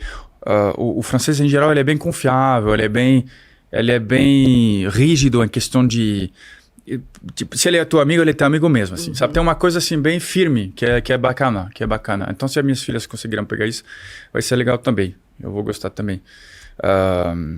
E então quem tem o senso de humor do pai? Minhas filhas têm. As duas? As duas. Isso é brasileiro. Isso é brasileiro, esse senso de humor de vocês é muito brasileiro. Vocês têm esse modelo de ser pais e mais sendo amigos. Exatamente. Meu pai sempre falou, não sou teu amigo. Ele sempre achou muito certo não ser amigo dos filhos. Mas eu acho que tá errado. Eu acho que pode ser amigo, isso não quer dizer que você não vai conseguir colocar limite, impor a tua firmeza. As pessoas confundem um pouco, as pessoas sempre falam... Até porque um bom amigo te dá toques de limite. É isso. É isso que eu tô falando. Mas então, tem muito apego. Uma coisa não contradiz a outra. É isso que eu penso. Como é o nome daquele livro super famoso? Crianças francesas não fazem manha? Não fazem manha. O que é aquilo? Não sei se você leu. Na verdade, eu não li esse livro. Mas eu li. Você quer me resumir para eu te na minha análise? A coisa geral é uma rigidez do tipo assim, bebê tá chorando, deixa ele chorar até ele esgoelar. E isso acaba... quebrando um laço de confiança, porque o bebê ele chora por algum motivo, você acolhe, né? Porque ele sabe que vai poder contar com alguém. Se você deixa ele chorando infinitamente, ele vai descobrir que ele não tem amparo nenhum. É. E vai começar a construir uma defesa, né? Provavelmente escondendo o seu melhor. Eu acho que você resumiu tudo. Essa linha de criação eu conheço, eu fui criado um pouco assim. Acho péssimo. Dá um desamparo, né? Muito. E vê as consequências. O adulto francês é o quê? Uma pessoa certinha, confiável, educada, mas pouco capaz de se apegar. Porque a gente é acostumado, a gente é criado dessa maneira de relações sociais um pouco cortadas. Inclusive, a violência educativa brasileira é muito quente, é muita chantagem emocional e tudo mais. Mas se você for perceber, é ruim, mas a relação é forte. A violência francesa educativa é fria, é tipo cortar os laços. Eu paro de te falar, vai no teu cantinho. Então, o que dá uma sensação de rejeição muito exato. forte. É. O que dá uma sensação de rejeição muito forte. Então, o fato de sentir a rejeição faz também que a gente tenha muito medo de ser rejeitado, e é por isso que eu acho que os franceses em geral têm muito medo de se sentir vulneráveis. Ele tem medo, na festa ele não vai dançar, ele vai ter medo de te atrapalhar, ele vai falar contigo sempre, né, vai ter dificuldade já. Medo de desagradar, porque desagradou vem a rejeição. É isso aí. É. Já o que eu vejo do brasileiro é outra pegada. Às vezes é uma dificuldade a dizer não. Por quê? Porque é chantagem emocional. Então é a coisa do, mas como assim? Você não vai vir na minha festa? Sabe? É alguma coisa mais pela... Enfim. Pela emoção. Pega ali no emocional. Então o francês não tem dificuldade em dizer não, mas ele tem medo de ser vulnerável e de ser rejeitado. O brasileiro tem mais medo de desagradar no sentido de ser alvo da chantagem emocional. Eu acho que são dois modos muito diferentes de funcionar. Os casais, sejam eles de que gênero for, na França, você acha que eles são mais superficiais? Em qual sentido? Em sentido assim, porque um casamento é sempre uma convivência difícil, são duas pessoas diferentes, mas eu acho que quando existe esse calor brasileiro, existe aquela coisa de... por mais que não esteja dando certo, a gente vai ser amigo, porque a gente... Tu acha isso? A gente tem filhos para criar, a gente, dependendo da situação e do nível, quando há um nível de esclarecimento, eu sinto que existe essa coisa assim, não está dando certo, mas não vamos deixar desandar por uma coisa tão ruim. Legal. A gente tem filhos e eles não são culpados por qualquer coisa. E eu acho que existe esse envolvimento. De alguma maneira, aquilo faz parte da família. Quem veio, quem já foi, quem virá. Eu acho na Europa a coisa mais assim, separou, é como se saísse do caderninho, digamos assim. Entendi. Ou não? Eu não tenho essa percepção, sabia? É engraçado. Eu tinha essa percepção que o brasileiro odeia seu ex. Mas talvez eu esteja falando de fato de uma coisa que seja mais, como você falou, nas classes mais populares. Porque a classe popular é muito complicado, porque tem crise econômica, tem dificuldades, a gente tem aí quase metade das mulheres criando filhos sozinhos no Brasil. Então, assim, é muito difícil. Como é que uma mulher vai abrir uma relação amorosa ou afetiva com o pai dos filhos se altera os filhos, esse homem sumiu? Sim. Então, assim, não dá nem para discutir nesse contexto. Agora, num contexto de opção, de escolha, eu acho que o brasileiro tende a ter aquela coisa assim, não, mas é mãe dos meus filhos ou é pai dos meus filhos. Não custa a gente ir numa apresentação de final de ano de escola. Legal. E a gente tentar fazer uma coisa pacífica. Sim, nisso eu acho que o francês é assim também. Ele tenta fazer uma coisa de... É que minha percepção é essa. Educada, pelo menos. De tentar se dar bem, fazer parte da família junto. Quer dizer, eles são família. É isso que eu digo. Eu vi isso, eu vejo isso. Que o francês, ele, por ser um ser um pouco menos emocional, também, eu acho que a separação é menos emocional. Então, eu vejo no Brasil muito essa coisa de separou, sofreu pra caramba. Sofre mais, né? Liga 17 vezes pro ex. Chora! É. Ouve música de fossa, De corno, de corno. daqui a pouco vira cantor sertanejo, ganha 1 milhão contando a história. Exatamente. O francês tem um pouco menos. As histórias, da mesma forma que elas são menos trágicas no final, são talvez um pouco menos intensas no início também, por Entendi. exemplo. Eu vejo no Brasil, uma coisa que eu falo no meu show, às vezes o cara tá namorando faz 7 minutos, o cara já posta nas redes sociais. Presente de Deus. Não, isso é terrível. É engraçado. Mas pode apostar. Quem bota muito de relacionamento em rede social não dura muito. É mesmo? Eu acho. E quem posta zero? Tem mais chance. Ah, boa. Tem mais chance. Quando começa assim, hoje é aniversário do amor da minha vida, um homem maravilhoso, uma mulher maravilhosa, aí bota vídeo. Não demora muito ver a separação. É mesmo? Mas por que isso? Não é não, Baiano? Mas por que isso? Não sei. Vamos lá, vamos a Pode fundo. acompanhar, pode acompanhar. Eu Mas acho que quando tem muita necessidade de mostrar, é que nem a tal da ostentação. Acho que uma pessoa que precisa ostentar tanto, aquilo não está bem resolvido dentro dela.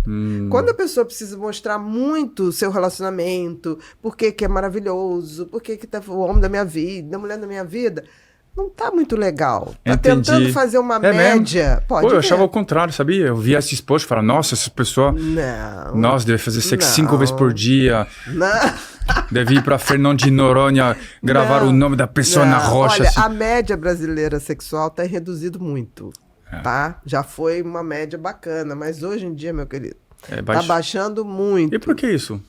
Olha, o último estudo, tem uns 8 anos desse estudo em inglês também, coloca que depois do streaming, principalmente as séries de Netflix, diminuiu muito. Aqui o Brasil não gosta de transar. Aqui, assistir The Last of Us tá muito bom. Exatamente. O roteiro de The Last of Us é muito bom. Exatamente. Aí começa só um instantinho, vou ver só mais esse episódio. Aí o episódio termina de uma tal E maneira... também o Pedro Pascal tem todas as séries do mundo. Exatamente. Não tem como desejar um homem. Exatamente. Quando na TV tem Pedro Pascal. Que é maravilhoso, né? Assim. Entendi. Então, É assim... isso, né? Não, como ator. Tô falando como ator. Mas, assim, a gente hoje tem muita distração. Sim, muita distração. Pasme, houve uma época que a gente só tinha uma coisa para sentir prazer. Para alimentar o sistema cerebral da recompensa. É mesmo? Sexo. É por isso, por isso que todo mundo tinha 50 filhos. Exatamente, lá Entendi. atrás. Hoje em dia você tem Ah, streaming, você tem jogo, você tem o tigrinho, você tem site de pornografia. Nós não, o cérebro da Nossa, é gente verdade, né? não nasceu para tantas opções de prazer.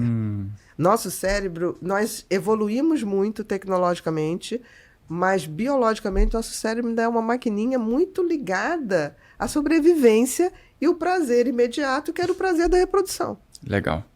Então, o nosso cérebro ainda está se adaptando Entendi. a essa Disneylândia de possibilidades. Entendi, Né? entendi. A rede social, o streaming, o filme. E deixa eu te perguntar, agora que a gente... Nas gerações anteriores tinha muito filho. Na França deve ter sido assim também, que eu não lembro quando, mas deve ter tido gerações que tinham 10 filhos também. Muito tempo atrás. Mas não tinha um entendimento assim, é curiosidade minha, não tem nada a ver com o tema, mas não tinha um entendimento de, por exemplo, vamos fazer sexo porque é uma coisa que a gente gosta, mas a gente não vai se reproduzir, então vamos usar de tecnologias de contracepção, nem que seja o coitus interruptus. Não Sim. tinha isso? O pessoal não fazia isso? Tinha. O pessoal de bom senso. Mas ainda tinha 10 filhos. Ah, entendi. Porque assim, se você só tinha sexo como distração, como ativar um sistema de prazer, você há de convir que se fazia muito mais sexo. Se você abriu a porta das possibilidades de prazer imediato, a competição ficou braba. É isso aí. Não faz sentido, faz E sentido. se você não tem essa visão do histórico, da evolução, do funcionamento do cérebro, você se deixa cair nessa sem perceber. É, faz sentido. Você não desliga a TV, não desliga o celular e não se põe a fazer um sexo, porque a maioria tem preguiça para começar. Mas é chato Né, mesmo. não? Mas é chato mesmo pra começar, né? Tem que tirar a roupa e tal, tomar banho. Então, você liga o streaming, tá lá, você não precisa nada. Você não precisa nada. Sim, sim. Não, faz sentido. Pô, eu não tinha pensado por esse lado. Isso é interessante. Mas os casais, eu vejo uma grande paixão forte no início. Mas agora que você falou que é muito fingido também nas redes sociais, vou começar a reconsiderar. Pode ver. Eu vou começar a reconsiderar Você lembra, os casais Baiano, brasileiros de Você lembra vocês. de algum casal desses padrão na internet que ficava, meu amor, comprei não sei o que lá, o presente, não sei o que, e de repente sumiu? Quer dizer, separou? Recentemente teve um casal famoso da Globo, mas quem que era? Eu tô tentando lembrar o nome. Tinha um casal assim que era muito assim e terminou. Foi o Virgínia e o... Foi um caso recente. Qual foi? Como é o nome do menino? Esqueci, filho do... Zé Felipe? Zé Felipe. Né? Aquilo era toda hora, declarações de amor. É mesmo? Ela deu um avião para ele de presente, com os filhos pintados no avião. O Macron me deu um avião? Não, tudo bem. Não, me deu no avião. Não, essa Deu piada não vai. uma não vai. carona. Essa piada não te vai. deu uma carona. Não, te deu uma carona. Ele não te deu um avião. Te deu uma entrevista. Me deu uma carona. Te deu uma carona. Não, é diferente. Entendeu? Ela deu um avião pra ele. Deu. Aí é outro nível de... E aí, eu acho que agora já venderam o avião, né? Eu acho que o pai dele comprou o avião.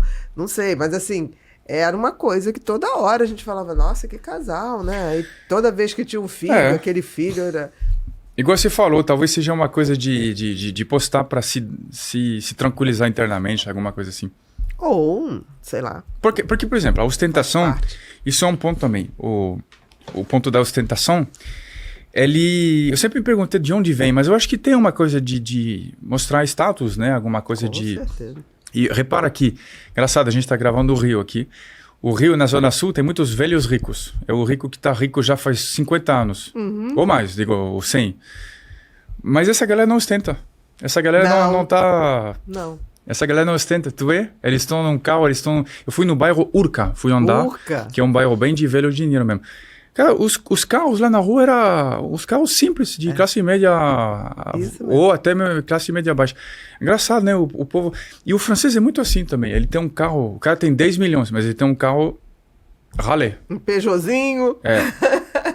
Mas nem os melhores. Ele tem um Peugeot 207 de 2005. Nossa, uma tia minha é médica, não deve ter 10 milhões, mas ganha bem. Mas ela tinha um carro de 95, deve ter até hoje, um carro de 1995. E tá andando, tá andando, tá bom, tá ela ótimo. Se veste mal, minha tia, todo respeito à minha tia, mas se veste... Ela não se importa com isso. Ela se importa menos. Se importa e então é curioso essa coisa de não ostentar. O francês é muito fisgado com isso. Não pode ostentar. Tá se vestindo muito... O sapato tem que ser escuro, a roupa tem que ser escura. Se você for um pouco doido da cabeça, vai num cinza, para mostrar que você é exuberante. Mas é o máximo que você possa fazer. Mas eu acho que isso tá ligado à guerra. Maquiagem baixa. Eu acho que isso tá ligado a países que viveram a guerra. Até não chamar atenção. Mas tem uma outra explicação. Qual? Que é uma vertente do catolicismo que chama jansenismo. Que foi muito forte no século XVII. Desculpa, jansenismo. Sou um cara muito inteligente. E aí eu sei de muita coisa, pessoal. É o momento que você... Não, mas o jansenismo, ele foi uma... Humor também é cultura. Humor também é uma boa maneira de... Um bom slogan. O jansenismo foi uma vertente do catolicismo que era extremamente austera, que pronava, que exaltava e instaurava essa coisa de... ser sempre muito austero, o corpo é uma coisa ruim, o que vale é o espírito só, a vaidade é uma coisa terrível. Então se instaurou uma cultura de cuidar pouco do corpo. Entendi. Inclusive o francês tem isso até hoje. Você vê o dente da gente, vocês têm uns dentes muito cuidados comparados aos nossos. O brasileiro é impressionante, ele começa com um palitinho na mesa, daqui a pouco vai pro banheiro da rodoviária. Fio dental, escova, aí tem um spray bucal, 2 chicletes, aí daqui a pouco tem um enxaguante bucal do Paraguai de eucalipto termonuclear, alguma coisa fotinha. E o dente fica impressionante. Vocês têm uns dentes que são lindos. Eu reparei nisso. Esses não fumam também. Isso ajuda também. Fuma bem menos, fuma né? pouco. Fuma bem menos. O pessoal da Europa ainda fuma muito. Eles fumam muito. Fuma muito. Interessante mesmo. Sabe essa coisa que vocês têm no maço de vocês? Se continuar fumando, você vai parecer essa pessoa. Na França não precisa mostrar a foto. A gente fala, se fumar, você vai parecer seu tio. Já basta. Basta a frase. Basta a frase, não precisa Basta nada. A frase. Eu parei de fumar aqui. Parou de fumar. Que legal. Dia 1º de janeiro de 2025. Que legal. Retomei dia 4. Muda tudo, né? Retomei dia 4. Você não acha? Não, mas você parou mesmo? Não, ou parei mesmo. Nunca mais fumei. Mesmo. Que legal. Muda tudo. Não muda o gosto, sabor da comida. Fumar. Sim, é muito ruim. Fumar é muito ruim. Se sente pesado. Exatamente. O cheiro, o dedo cheira feio. Terrível. Vamos para aquelas imagens que a gente tem aqui? Ah, esse aí é o Show stand-up atual. que você está rodando. Quase acabou. Já acabou? Rodei muito, quase acabou. Você agora vai preparar o segundo. Vai ser Alma de Brasileiro 2. Vou tirar um ano sabático, vou fazer um show com meu amigo durante um ano. E depois eu volto com um cartaz que vai ser Alma de Brasileiro 2 ou um outro nome. Sim. Se eu ver que essa aqui não vende bem, vai ter que ver o que vocês queiram ver também. Pode fazer uma enquete. O que vocês querem, né? Então você vai fazer show com um amigo. Durante um ano, sim. Tá. E depois eu voltarei a esse meu retrato que estou fazendo com essas temáticas que eu não falei. Jeitinho, Aí você crenças, vai anotando tudo, né? Com certeza. Resiliência, garra, essa coisa toda. Próximo, Baiano. Isso aí foi o... eu adorei a pergunta. Comedy Central. O Comedy Central. Legal. Comédia Central. Perfume francês é bom porque se toma pouco banho na França ou se toma pouco banho porque perfume francês é bom? Porque aqui tem a história do biscoito Tostines. Sim. Né, que você conhece.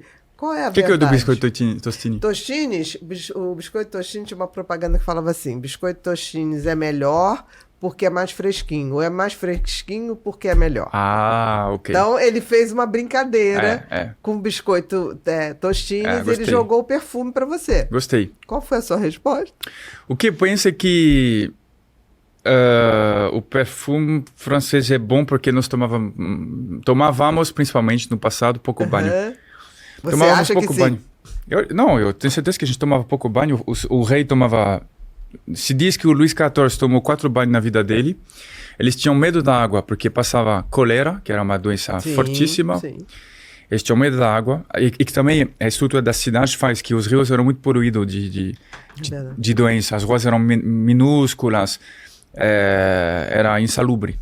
Então, realmente, a água devia passar doença. A água não era de qualidade. Não, então, a água era ruim. O perfume veio em função E aí disso. o perfume, eu acho que veio por conta disso. E de Mas fato, olha, ele te pegou com Tostines. com a Tostines eu não sabia disso. Eu não sabia. O francês hoje em dia toma mais banho, mas comparado a vocês, a gente ainda tem um caminho. Não, mas Mas essa coisa, você que é médica, você precisa tomar banho todo dia? Vamos lá. Porque eu já vi matérias nas redes sociais que a necessidade do corpo humano de tomar banho seria, sei lá, 2, 3 vezes por semana. E que a gente toma por prazer de tomar banho. No caso de vocês, eu sinto nenhum prazer em tomar isso. Num país tropical quente, no Rio de Janeiro, eu acho que é uma necessidade de equilibrar o termômetro biológico. Sim, sim. Né? No verão. Fora disso, eu acho... Lá vem. Escuta isso. Não, fora disso, eu acho que você não pode tomar banho quente, porque senão você tira a proteção da pele. E o sabonete? Não deve usar. A conversa tá mudando de figura. Se você usar, você tem que usar, por exemplo, com pH da pele. Né? É que nem lavar partes íntimas. O pH da região genital feminina é diferente da região anal e do homem também. É ácido, mas é um ácido diferente. O ideal é a gente ter um pH adequado para cada região. Isso aí. Complicado. O mais simples é não tomar banho. Porque daí você vai não pegar na tua pele. O mais simples é usar água e, se puder, um sabonete neutrozinho, assim, mas também não exagerar. Não exagerar. E um perfume mais leve, né? Boa. Próximo. Antes só... Fala, querido. Só para ele manter a cadeira mais reta pra câmera. Beleza. Tá. Pra câmera, né? Não, gira pra cá. Diferente pra ele. Ok. Aí. Eu leio pra você. Aí você me vê mais. Aí você pode olhar assim. Você pede um prato feito. Como é que foi essa tua experiência de pedir um PF? Sou o tal eu que... do prato feito. É um tweet meu isso aí. Exatamente. É verdade? Vocês você comem se chocou? Muito. É impressionante, vocês comem muito. Sabe por que o francês é magro? Porque ele come pouco. Eu Só isso, não é isso? E anda muito. Porque tá. em Paris pouca gente tem carro, por exemplo. Exatamente. Mas, de verdade, quando eu comecei a ver o que a gente come comparado, a gente não come pouco, a gente é um pássaro. E aí não dá nem... E fuma muito também. E fuma muito e toma muito café, nós. Então também corta o apetite, né? É verdade. Mas o brasileiro tem muita fome, né? Aí ele vai comer esse PF, é grande, muito grande. Nossa. Será que não é hábito, não? Porque de é comer? exagerado. É exagerado. Eu não sei, mas quem termina esses pratos? É isso que eu não entendo. Não, isso Que- ficou vocês uma tradição. Ficou É, os caras te tradição. servem muito. Tanto que é que- legal, você tá pagando, é legal, você é muito servido. Mas eu não depende, consigo né? comer Mas isso aí. você começa a acostumar o teu cérebro com um X de comida. Ah, entendi. Vocês acostumam com pouco. A gente acostuma com Tanto Você que vai a num gente restaurante vai num francês. restaurante francês e a gente fala, mas é só isso, a maioria. Eu acho ótimo. Você tá pagando pela ausência. É tipo relacionamento, sabe? Exatamente. Você tem que entender a lógica. Tem pouco, porque na verdade tem muito na essência. É tipo relacionamento no Instagram. Exatamente. Próximo. Muito bom. Coisas hiper conhecidas no Brasil e totalmente desconhecidas na França. É sério que vocês não conhecem Chaves? É. Vocês não tiveram infância? Infância é o quê? Infa- Eu nasci, eu tinha 22 anos. Guaraná, tudo bem. Guaraná não tem. Não tem. Só aqui também, não tem nos Estados Unidos, ninguém gosta. Na COP30 foram oferecer o Guaraná pro cara lá da prefeito de Londres, né? Ele achou pavoroso, horroroso, mas gostou do mate, né? Sertanejo, axé e pagode não tem? Nenhuma dessas músicas. Quando eu ouvi sertanejo pela primeira vez, teve um fenômeno neuronal que eu conseguia nem... É tão diferente essa música, o ritmo, tudo, a sanfona, acho que nem sanfona existe na França. Eu buguei, falei, eu não Que é conseguia, isso? não Jura? conseguia aprender a música, era estranho assim, muito estranho. E o sertanejo, ele faz muitas variações na voz, né? Ele daqui a pouco sobe, dá como se fosse uma ópera. E aí depois ele volta, é difícil, não é fácil mesmo, não. É outra pegada. E depois o sertanejo é o gênero mais amado do brasileiro, sabia? Sim, 27% dos brasileiros que falam que é o gênero favorito. E eu acho que depois vem o... Hoje tá o gospel depois. Ok. O samba. Ok. O gospel já subiu. Sertanejo e gospel. É. E aí eu gosto quando a pessoa não me pergunta minha opinião sobre sertanejo, porque é o momento que eu perco seguidores. Não, mas é diferente, né? Tipo assim, Sim, axé, eu achei que vocês conheciam mais. Não, assim. axé também não, e pagode... Pagode também não. Samba, Ó, samba também a gente não conhece. E samba e pagode também são duas coisas que são muito parecidas. Eu muito não parecido. consigo entender a diferença. Pra mim, pagode é quando tem 18 caras no palco e samba tem 2. Agora, a diferença, não faço ideia. É visual. É visual. Entendeu, Baiano? Entendeu? O pagode é um pouquinho mais acelerado. Mas o sertanejo raiz eu gosto bastante, sabia? Não, O universitário, na verdade, eu tô começando a acostumar. No início eu odiava, impressionante, eu odiava. O sertanejo raiz eu gosto também. É, A gente vai se legal. acostumando, né? Eu O fico- axé, eu acho que se você vai passar um carnaval na Bahia, você volta de lá com aquilo na cabeça, nunca mais sai. É. E o pagode, se você vai pra roda de samba no Rio de Janeiro, vai no bar do Zeca Pagodinho, vai no bar da Alcione, você também sai com aquilo. E Alcione eu adoro. você sai de lá e Muito não- bom, Alcione. Entendeu? Então, Nossa. eu acho que tem... É do tamanho do Brasil, né? Você tem tantos Sim, gêneros sim. musicais, a gente tem um país que é muito grande. Sim, nossa. Então a gente tem de A a Z. É, né? com certeza. Agora, o que é Orangina? Orangina. Ó, aqui são coisas que eu escrevi, pessoal, que vocês não conhecem, que são super famosos na França. Orangina é um refrigerante de laranja. É feito Fanta laranja daqui?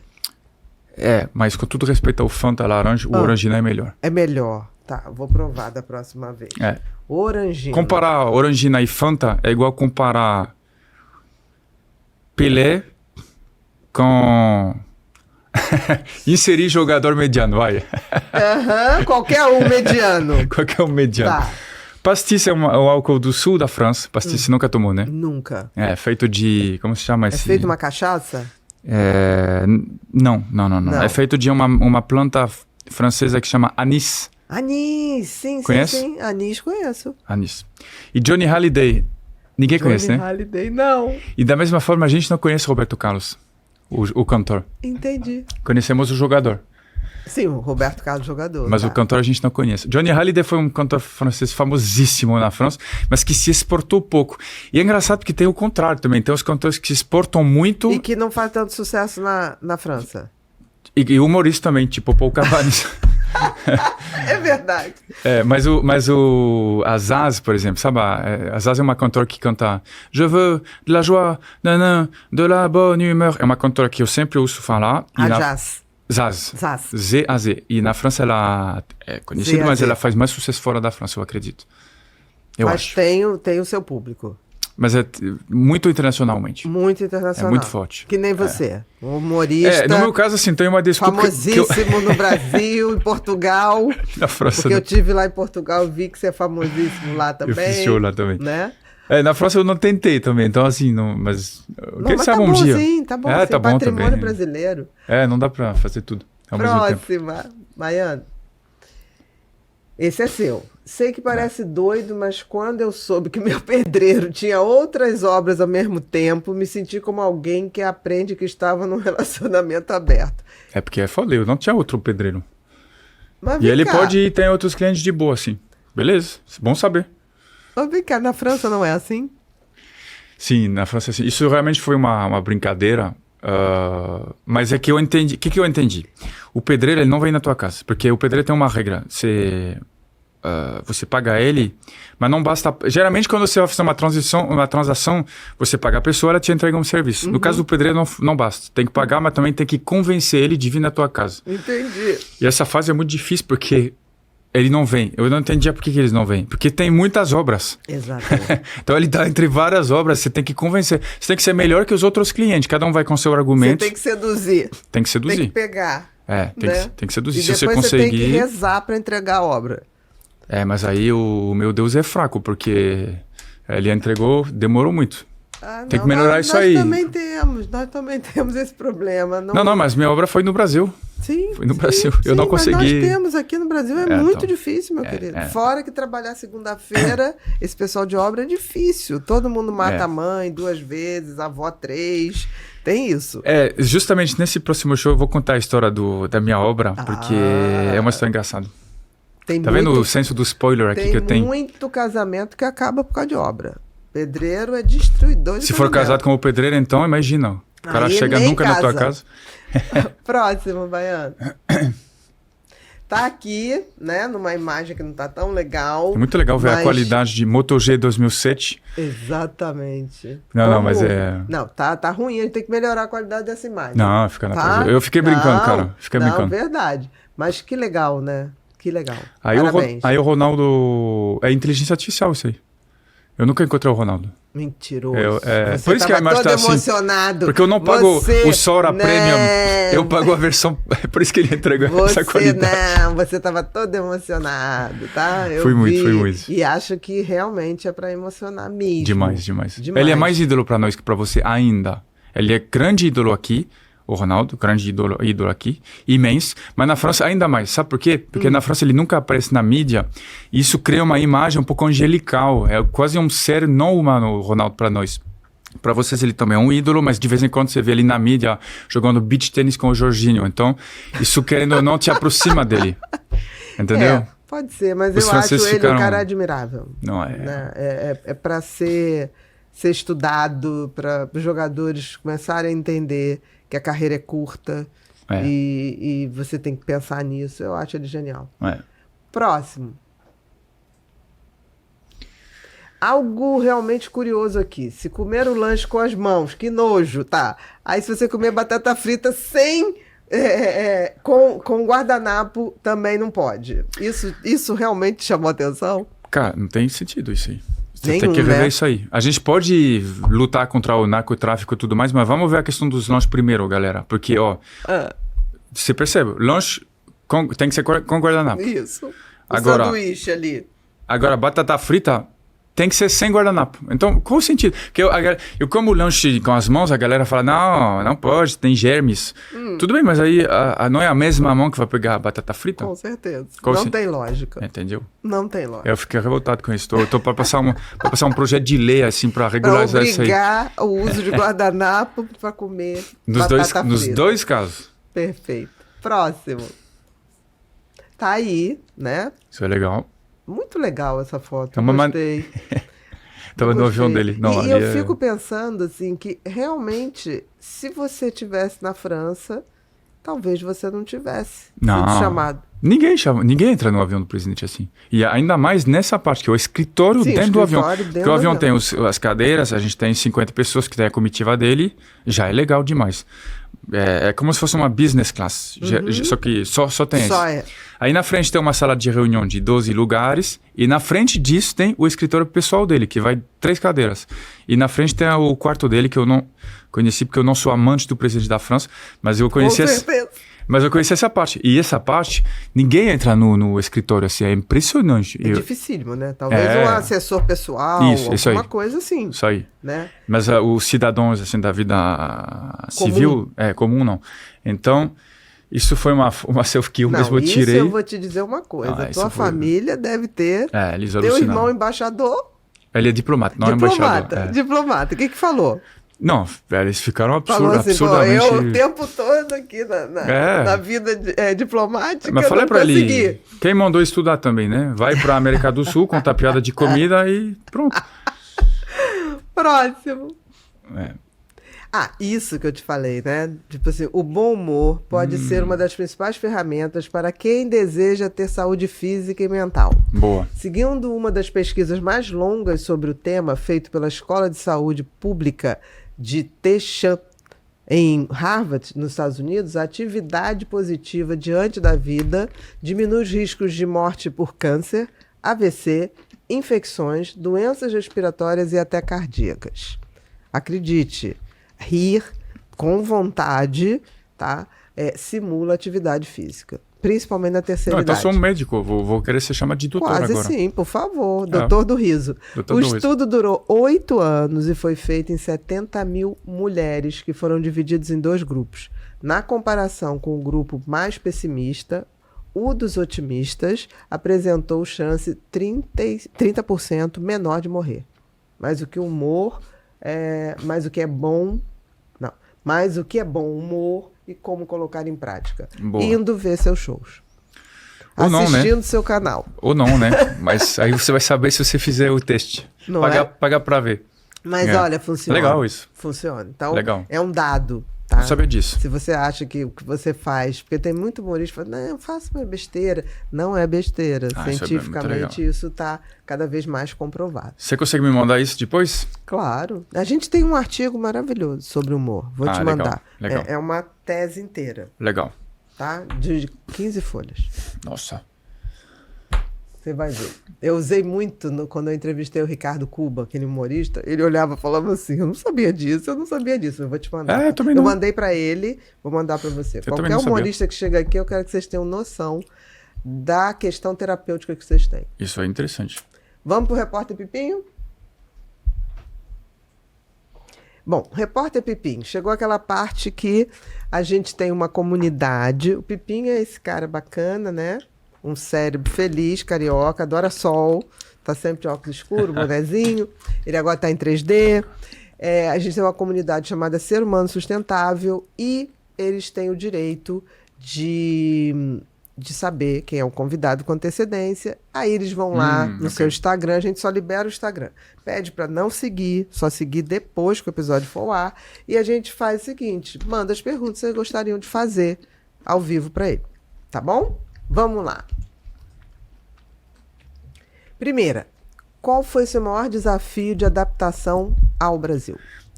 Aprender a falar não delicadamente. O francês fala não na cara dura, se ferra muito com isso. Jura? Muito. No Brasil tem que ser muito mais delicado, porque senão fica mal educado para vocês. Me ferrei muitas vezes com isso. Perfeito. E você achando que estava simplesmente dizendo não. Não pode. Tá. Não pode. Meu amigo ontem, a gente jogou futebol, aí ele queria o chorinho, que é 5 minutos adicionais para poder desfrutar do campo, né? Ele fez isso de uma maneira que eu achei tão engraçada. Ele falou, e o chorinho, né, pô? Aí o gerente do campo veio e falou, você queria o chorinho? Aí o meu amigo falou, ao invés de falar sim, pô, ele falou, não, tô brincando, não. É porque... Aí eu falei, então ele tava brincando, ele não queria, não. Aí ele falou, não, é porque às vezes vai que, né, tem, aí, pô, pode ser legal, mas também... Eles falaram de uma maneira que qualquer gringo, se não tiver uma vivência, não ia entender se ele de fato queria ou não queria. Ou não queria. Ele jogou. Mas vai que cola. E com muito sorriso também. Vai que cola. Se colar, eu pego mais 10 minutos. É isso aí.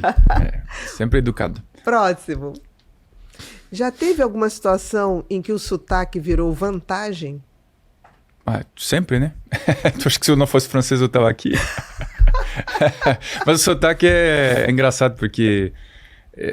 Bom, o fato de ter um sotaque francês, na verdade, na comédia ajudou um pouco porque as pessoas têm curiosidade para saber o que eu vou falar sobre o Brasil, porque é um ponto de vista um pouco diferente, né? Então isso é uma vantagem. E eu mesmo, eu tenho essa coisa de começar a perceber agora, depois de muitos anos, os diferentes sotaques brasileiros. No início era tudo uma mesma coisa. Que são Nossa, são muitos. E eu entendo todos, mais ou menos. Tem uns que são diferentes, por exemplo, em Maringá, onde eu morei, tem um sotaque um pouco caipira, né, que eles falam. Isso. E às vezes, ainda hoje eu não consigo entender direitinho. A galera sempre fala, ele é o Paul, ele é um artista. E eu não sei se a pessoa fala artista ou autista. Entendi. Às vezes tem essa pegada... Não, mas é artista. Estão falando... Não sei. No meu caso, eu não sei o que a pessoa pensa. Entendi. Próxima, Baiano. O que mais te surpreende até hoje nas feiras brasileiras? A quantidade de frutas, né? E os nomes. Né? Eu achava que eu conhecia as frutas brasileiras. Eu conheço nada. Camu-camu, jambu, jaca, jabuticaba. Tem muita coisa. E os caras têm uma lábia. O brasileiro mediano já tem uma lábia muito superior ao francês mediano. O feirante, então, Nossa. é isso vezes 10. O cara conseguiu me vender...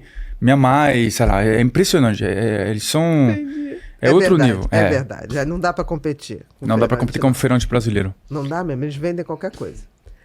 E você sai de lá feliz. Eu saio de lá feliz. Depois se arrepende. Com mas muita na fruta. hora... Eu tô com 25 quilos de alface na minha casa. Se quiser, inclusive, hoje, saindo daqui... Vamos dividir. Próxima. Posição da cadeira. Ah, boa. Existe alguma gíria brasileira que você ama usar? Eu gosto quando temos silêncio numa mesa com 5 brasileiros, ninguém fala nada. Passa-se 10 minutos, a pessoa tá comendo assim. De repente, sempre tem um cara que vai falar: é isso aí. É isso aí o quê? Ninguém sabe. Mas um outro cara vai responder: eu gosto muito desse diálogo. É isso aí e é. Você consegue construir diálogos no Brasil sem nenhuma informação inicial. É verdade. Esse é o jeito brasileiro. Mas a entonação da voz diz tudo. E nada ao mesmo tempo. Eu acho que esse da barriga, pós-alimentação, é tipo assim, tá brabo, comi demais. Será? Eu acho. Não é não, Baiano? Não é isso? Putz, tá brabo, comi demais. Aí você fala, é isso aí. Então, o outro quando fala, tá falando... comeu demais. Então ele entendeu uma coisa que às vezes nem o cara sabe o que ele estava dizendo e ele está respondendo a isso. Exatamente. Com uma letra. E nessa letra passou toda a informação necessária. Toda. Isso é a magia da comunicação de vocês. Por isso que eu ganho dinheiro fazendo shows. Pode ser que eu esteja errada, Baiano, mas eu acho que é isso. Eu já vi muita gente falar isso e a gente falar do tipo, exageramos. Em geral, o é concordando. Vocês gostam de O F faz muitas funções, né? Exatamente. Uma letra. Exatamente. É bom. É que nem o get do inglês, né? Get é tudo. Pra tudo. É tudo. Né? Próxima. Como é falar 3 línguas com crianças que às vezes misturam tudo? Minhas filhas, no caso? Minhas filhas não misturam particularmente as línguas, não, até porque o francês delas é um pouco aproximativas. Das minhas filhas, né, elas não falam tão bem assim, mas eu gostaria que elas falassem melhor, porque Entendi. elas vão poder se virar com a minha mãe e tal. Elas falam francês aportuguesado, assim. Entendi. Mas vão melhorar. Se comunicam. Se comunicam, assim, fazem gestos e tal.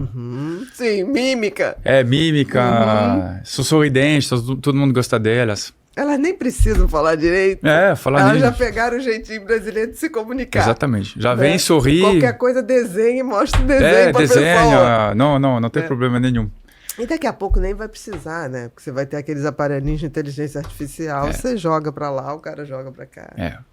Professor de línguas vai acabar. Muito bom saber disso. Fiquei feliz de saber disso. Vou saber disso, fechar a escola então, galera. Pra você que era aluno... Não, a tua escola tem uma vantagem, porque ela tem essa coisa do bom humor.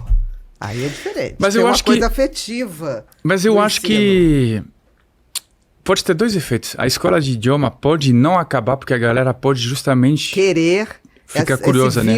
Esse vínculo afetivo que faz o ensino fazer toda a diferença. Não, e outro, eu acho que, por exemplo, está num país estrangeiro. Não, eu não digo isso para puxar sardinha para o que eu estou fazendo, porque de verdade não é a minha preocupação, mas durante um tempo eu pensei, cara, vai ter esses tradutores instantâneos, só que agora existe. E eu já testei, é ótimo, é incrível como funciona bem, só que é diferente. É diferente você estar na Argentina e falar em português e tá uma tradução instantânea e falar a língua mesmo. Ou é diferente estar na França e falar a língua mesmo. Eu sinto, eu que sou um poliglota, eu gosto muito de idiomas, eu sinto uma diferença grande. Diferença. Então eu acho que não... Eu acho que não vai acabar, ter não. público que quer a aula, sempre vai ter. E vai ter uma galera que vai usar aquilo só para fazer negócios. Exatamente. Ou coisas mais práticas. Exatamente. Quem quer a cultura, a experiência, a vivência, vai querer continuar. Com o ser humano ensinando a língua. Eu acredito também. E tipo, comédia, o médico, não vai ter robôs fazendo também, né? Ninguém vai querer ver um... Porque mesmo para uma cirurgia robótica como próstata hoje é feito por robô. Tem um médico ali atrás... Vigiando. E que tem que planejar, tem que dar ali as medidas, tem que dar informação para que o robô execute. É isso mesmo. Então, próximo. Já confundiu alguma palavra em português com francês e causou mal entendido?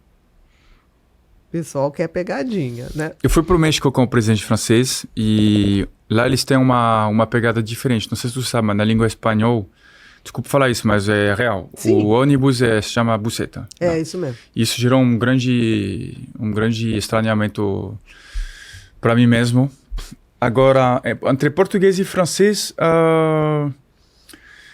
eu acho que tem uma coisa também, molestar aqui é uma coisa muito negativa, né? Isso. Na língua espanhola também, molestar é uma coisa... Eu esqueci o que era, mas eu lembro que eu achava que era uma coisa de boa, assim. Que eu falava um pouco de espanhol antes de falar português. Então eu confundi mais entre o espanhol e o português, do que entre o francês e o português. Mas hoje em dia eu falo um tipo de português, que seria uma mistura de português e francês. E francês e um cadinho de espanhol. Também, é um portunhol 6. É um portunhol 6. Perfeito. Próximo, Baiano. O que aprendeu sobre a hospitalidade morando aqui? Aqui é outro nível. Aqui o cara, você vai na casa dele e te deixa... Nossa, é outra pegada. Ele te deixa, às vezes, a cama dele. Ele vai dormir num outro quarto, pior que o teu, para te receber. Minas Gerais, então, aí nem se fala. Aí o cara te dá a casa. Te dá a casa e te vai fazer escritura de presente, fica com a casa, meu carro, minha mulher também, se quiser. Minas é muito legal. Nossa, é outra pegada. Minas é impressionante. Um bolo, me tornei mais hospitaleiro. Café. Não, e a comida em Minas, eles gostam que você goste de comer. Né? Você tem que ir prevenido, porque você vai comer só isso? Não pode negar. Não, é só um pouquinho. Não pode negar. Tutu, eles têm umas coisas maravilhosas.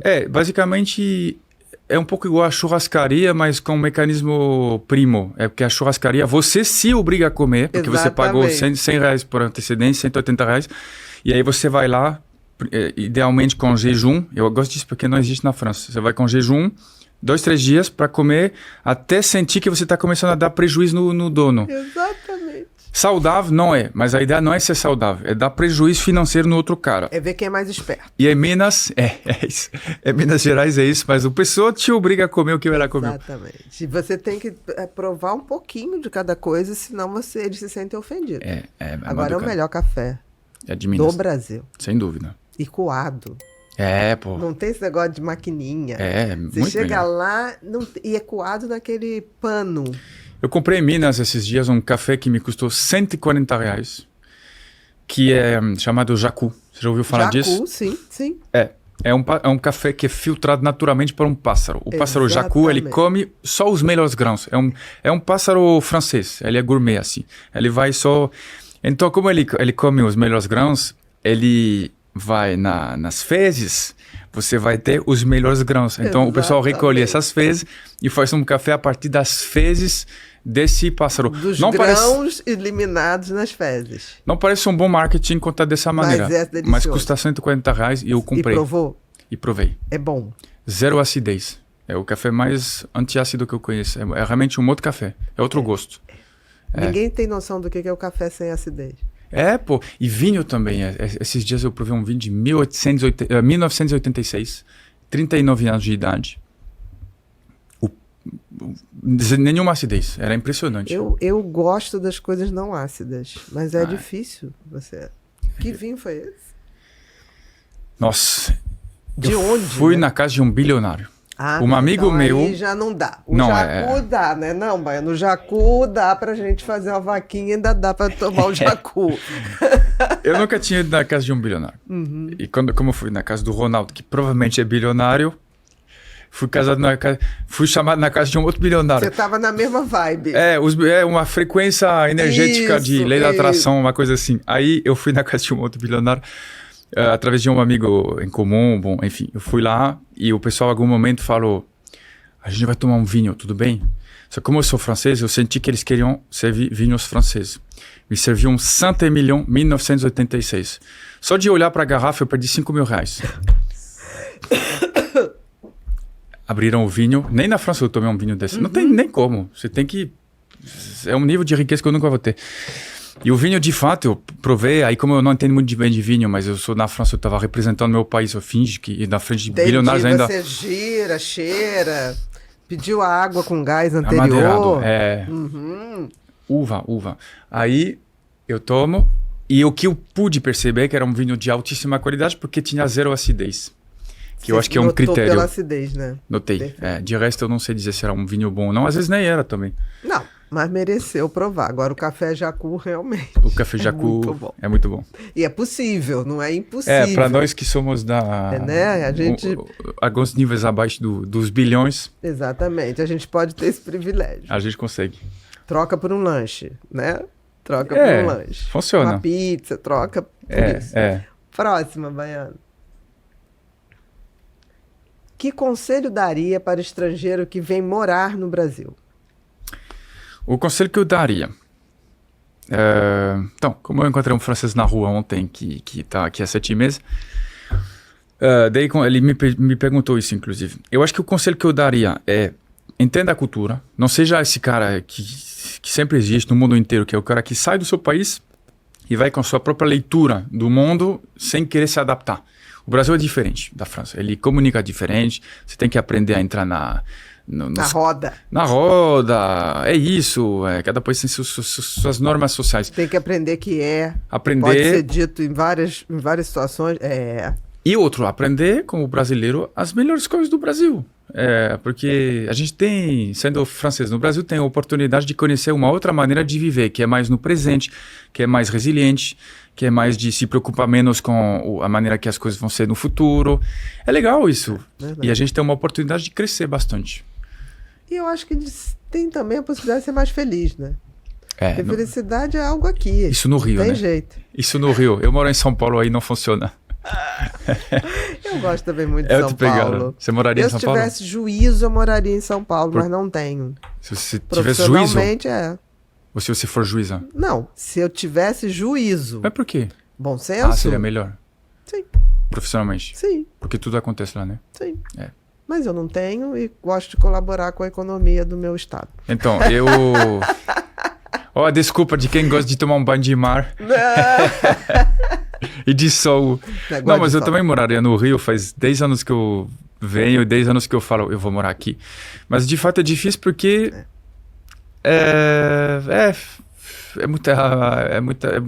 tem que se mudar, tu fica com muito preguiça. As coisas que eu faço muitas vezes estão em São Paulo. Exatamente, Não, concordo com você. Difícil. Não tô nem dando ideia. Mas vocês estão certos. Nem dando ideia. Vocês estão certos no jeito de morar, de viver. Próxima, Baiano. Existe algo que só o humor consegue explicar sobre um país? O humor brasileiro, ele é peculiar. Ele é feito de 4 ingredientes, ao meu ver, que é a autodepreciação, o senso do absurdo, uma pitada de quinta série e uma pitada de deboche. A partir disso, o que é autodepreciação? É falar, tipo, nós é pobre, mas é limpinho. Sabe? Que é uma piada clássica do brasileiro. O absurdo seria o humor à la Chaves. O brasileiro gosta muito de Chaves e geralmente são piadas do tipo: teus filhos vão bem na escola? Qual? O João. Muito bem. E a Maria? Também. Entendeu? Isso é o senso absurdo. Aí a quinta série todo mundo conhece, tipo, vou no passeio, que passeio? E o deboche é essa coisa que tem muito na geração dos jovens, geração Z e tudo mais. Isso faz essa mistura desses ingredientes, cria um bolo que é muito brasileiro.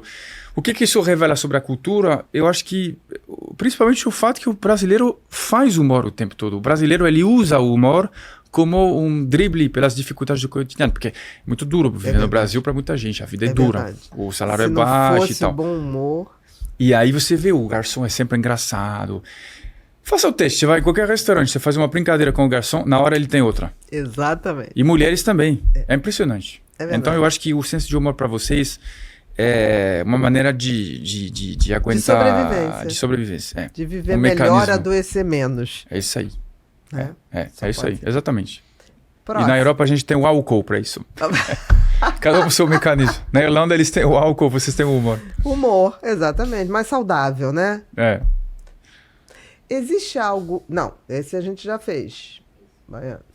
Como você lida com a saudade da sua família na França? Bom,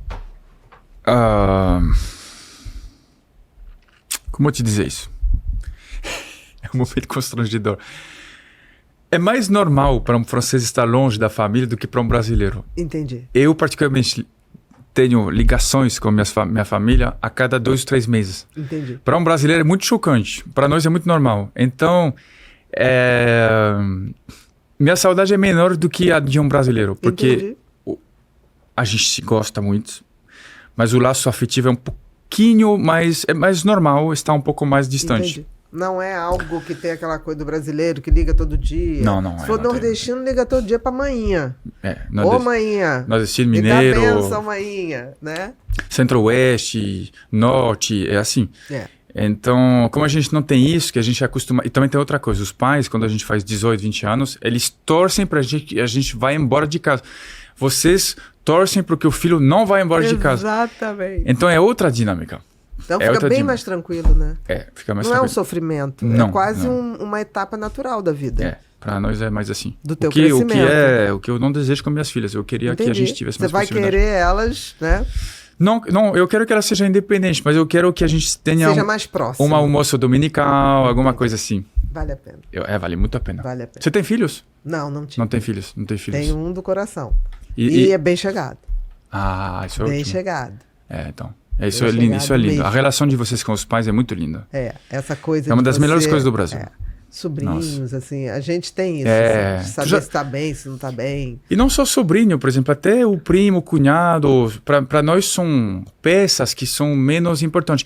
E, por exemplo, até mesmo quando um cunhado brasileiro comete um deslize, sabe? Ele erra um pouco, ainda assim ele é bem-vindo, ele vai sair no Natal. Toda a família brasileira tem algum cunhado que deve se comer aos outros. Tem algum agregado da família que o pessoal... já vem fulano. E mesmo quando esse cara, por exemplo, sei lá, ele faz coisa errada e tal, ele será convidado, ele faz parte da família. Vai ter a piadinha, né? Vai ter a piadinha também. Vai ter a piadinha dele, aquela coisa toda. Até pra aceitar, o humor facilita essa aceitação. Eu acho isso bonito. Tipo assim, vem um 7-1 da família. E aí, fulano, qual o negócio da China que você vai fazer esse ano? Ainda mais Natal, Ano Novo, isso ocorre demais. Exatamente. Demais. Momento Pipinho, vamos lá. Pipinho. Momento Pipinho é aquele momento em que a gente tem uma brincadeira, é um ping-pong. Eu te jogo uma palavra, ou eu peço para você completar uma frase, mas não tem que ter lógica. Agora você solta o que você quiser. 1. Qual sua cor predileta? Olha, azul. 2. Qual lembrança da sua infância que sempre te arranca um riso interior? Nossa, boa pergunta. Acho que eu não consigo nem te falar. Jura? Porque eu não lembro. Então tem uma criança reprimida aí. Ainda bem que você botou ela no palco. Pô. Você deu palco pra ela. É isso aí, exatamente. Bonita essa frase. Não tem problema. A gente passa. 3. O que é felicidade pra você? Pessoas. Relações. 4. Qual hábito você não abre mão no seu dia a dia?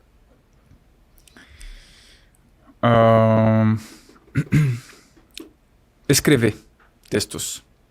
Ah, e você escreve à mão? Ah, é. Que legal. Gosto muito. É muito melhor do que escrever no computador. É. Eu também. Faço muita crônica na internet, né? Os vídeos que eu mais faço são em formato de crônica, assim, em vídeo.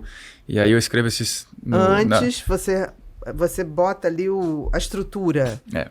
Você vai montando mentalmente com a... Perfeito. Eu escrevo. 5. Tem alguma coisa que te dá medo? Alguma coisa que me dá medo? A solidão. Solidão. 6. Na sua visão, como você define o amor? Eu tava pra te fazer a pergunta. Tá bom. Então eu não tenho a resposta. Não sei o que Não, é pra você.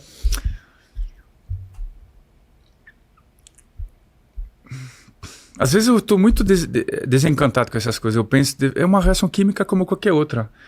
Mas é uma visão tão triste da vida que eu acho que não vai. Então... A reação química é paixão. O amor não é paixão, é construção. Isso que você está falando, da então reação é química, é a paixão. Aquilo que você falou, que no início transa muito. Ali é uma alteração bioquímica, que em geral a paixão dura uns 2 anos, no máximo 2 anos e meio, 3. Depois ou evolui para um amor ou evolui para o fim. Porque o amor, ele não está dentro dessa expectativa inicial. É outra reação. É uma decisão. Quero construir uma vida, quero... Como vai ser essa vida? A gente planeja e planeja junto, né? Assim, o amor é construção, é verbo. A paixão, não. Então faz o seguinte, você vai na inteligência artificial, você vai colocar essas frases da doutora como se eu tivesse pronunciado. E aí você vai ter uma resposta muito inteligente.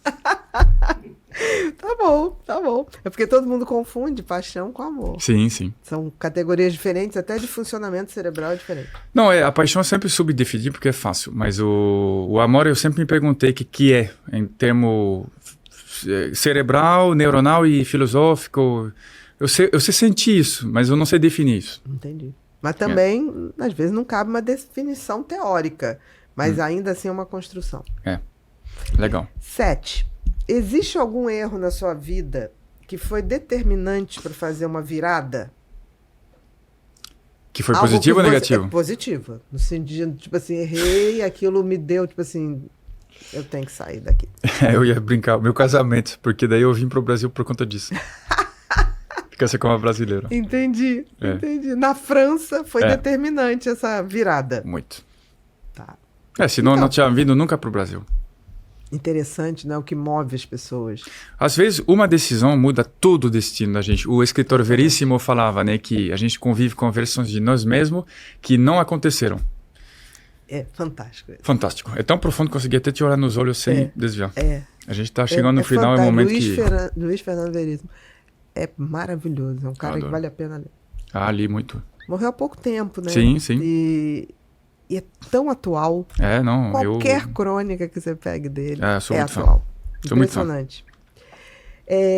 9. Não, 8. Se você soubesse que o mundo ia acabar amanhã, o que você faria hoje?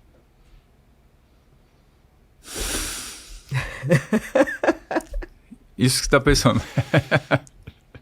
Pode falar. O que tem de melhor de que fazer amor? Sabe? De verdade, assim. Às vezes eu fico pensando, não tem muita coisa melhor. Então acho que eu faria isso. Faria amor, com certeza. Agora, sexo é bom quando é bom, né?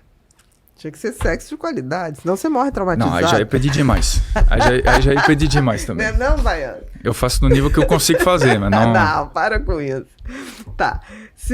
9. Se você pudesse escolher um superpoder, qual seria e por quê? Bom, ter saúde boa pra sempre. Perfeito. Isso seria bom. Perfeito. 10. Uma frase ou um pensamento que você gostaria de deixar para as pessoas. Não precisa ser uma frase pronta. É muito difícil dar risada, e ainda mais em 2026, que é o ano que a gente vai viver, sem seguir o Paul Cabanes.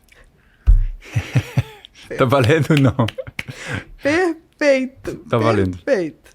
Querido, Obrigado. Muito obrigada. Eu adorei. A gente tem agora aqui uns presentinhos para você. Ok. A gente tem o livro Felicidade, que eu escrevi na pandemia. Muito legal. Para não ser infeliz, né? Para não ser infeliz, Para né? não ser infeliz. E aqui tem o livro que foi lançado no final do ano passado. Um tempo para mim, Um legal. tempo para mim, que são 365 frases, porque eu também sou a mulher do legal. caderninho. Ah, é? Eu durmo com o caderninho na cabeceira e quando é? eu tenho uma ideia assim, eu escrevo e volto a dormir. Tu percebeu que de noite a gente tem mais ideias? Por que será? De O noite eu fico negócio é super tá criativo. preparado. O negócio é estar preparado. Ter o caderninho e uma caneta. Eu, em qualquer Mas eu lugar, eu tenho a canetinha e a caneta. Porque, assim, se você tem uma ideia e você coloca no papel, você entregou e volta a dormir. Sim. Se você fica, não posso esquecer isso, não posso esquecer isso, você não dorme Putz, mais. inclusive, eu te juro, sem mentir, que ontem à noite eu fui dormir e eu pensei numa coisa que eu não podia esquecer. Cadê o caderninho? Eu esqueci, te juro. Não, mas aí a gente Tô vai sem dar uma, medo. Parece a gente piada, vai mas não dar tô uma nem- solução nisso. Olha, você vai ganhar uma eco bag aqui aí é do bom. Pipinho, com o Nossa, é nosso muito bom. lema, faça, aconteça e inspire.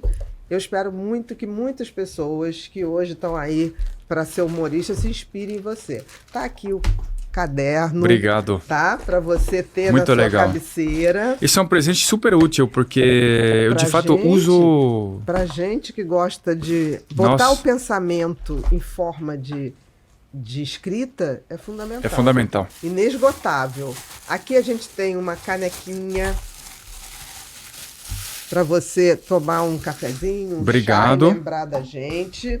Muito Pode obrigado. botando tudo ali do lado, que as crianças vão arrumar tudo para você. Você sai daqui tudo arrumadinho. E tem também, nosso episódio de hoje foi patrocinado pela Axon, que é um suplemento muito legal para você que precisa de foco, energia e disposição física. Eu uso, tá? E funciona. Queria Foco, que você- força e fé, galera. Com A a fé camisão. não vem junto. Fé não a vem fé junto. não vem junto. Foco, energia e disposição. Boa. Então, vale a pena tomar de manhã no teu café da manhã. Pode Obrigado. botar no suco verde. Não tem glúten, não tem lactose Ah, legal e não isso. tem açúcar adicionado.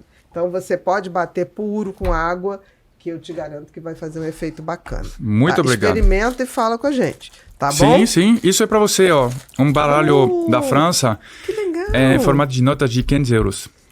Que legal. Baralho pra gente jogar. Baralho, é. Que lindo. E aí como eu achei ele muito lindo, Mas ele é lindo. e eu sabia que eu ia vir pra cá.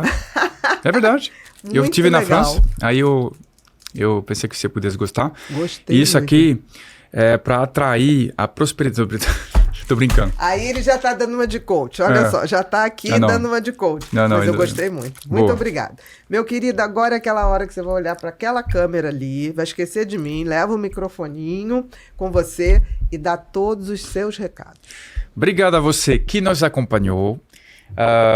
Foi um grande prazer estar aqui, poder trocar ideia de maneira engraçada e séria ao mesmo tempo. Eu sou comediante, faço piadas, então você pode seguir, acompanhar a agenda no meu Instagram particularmente. Eu tenho uma escola de francês que se chama Escola Voilà.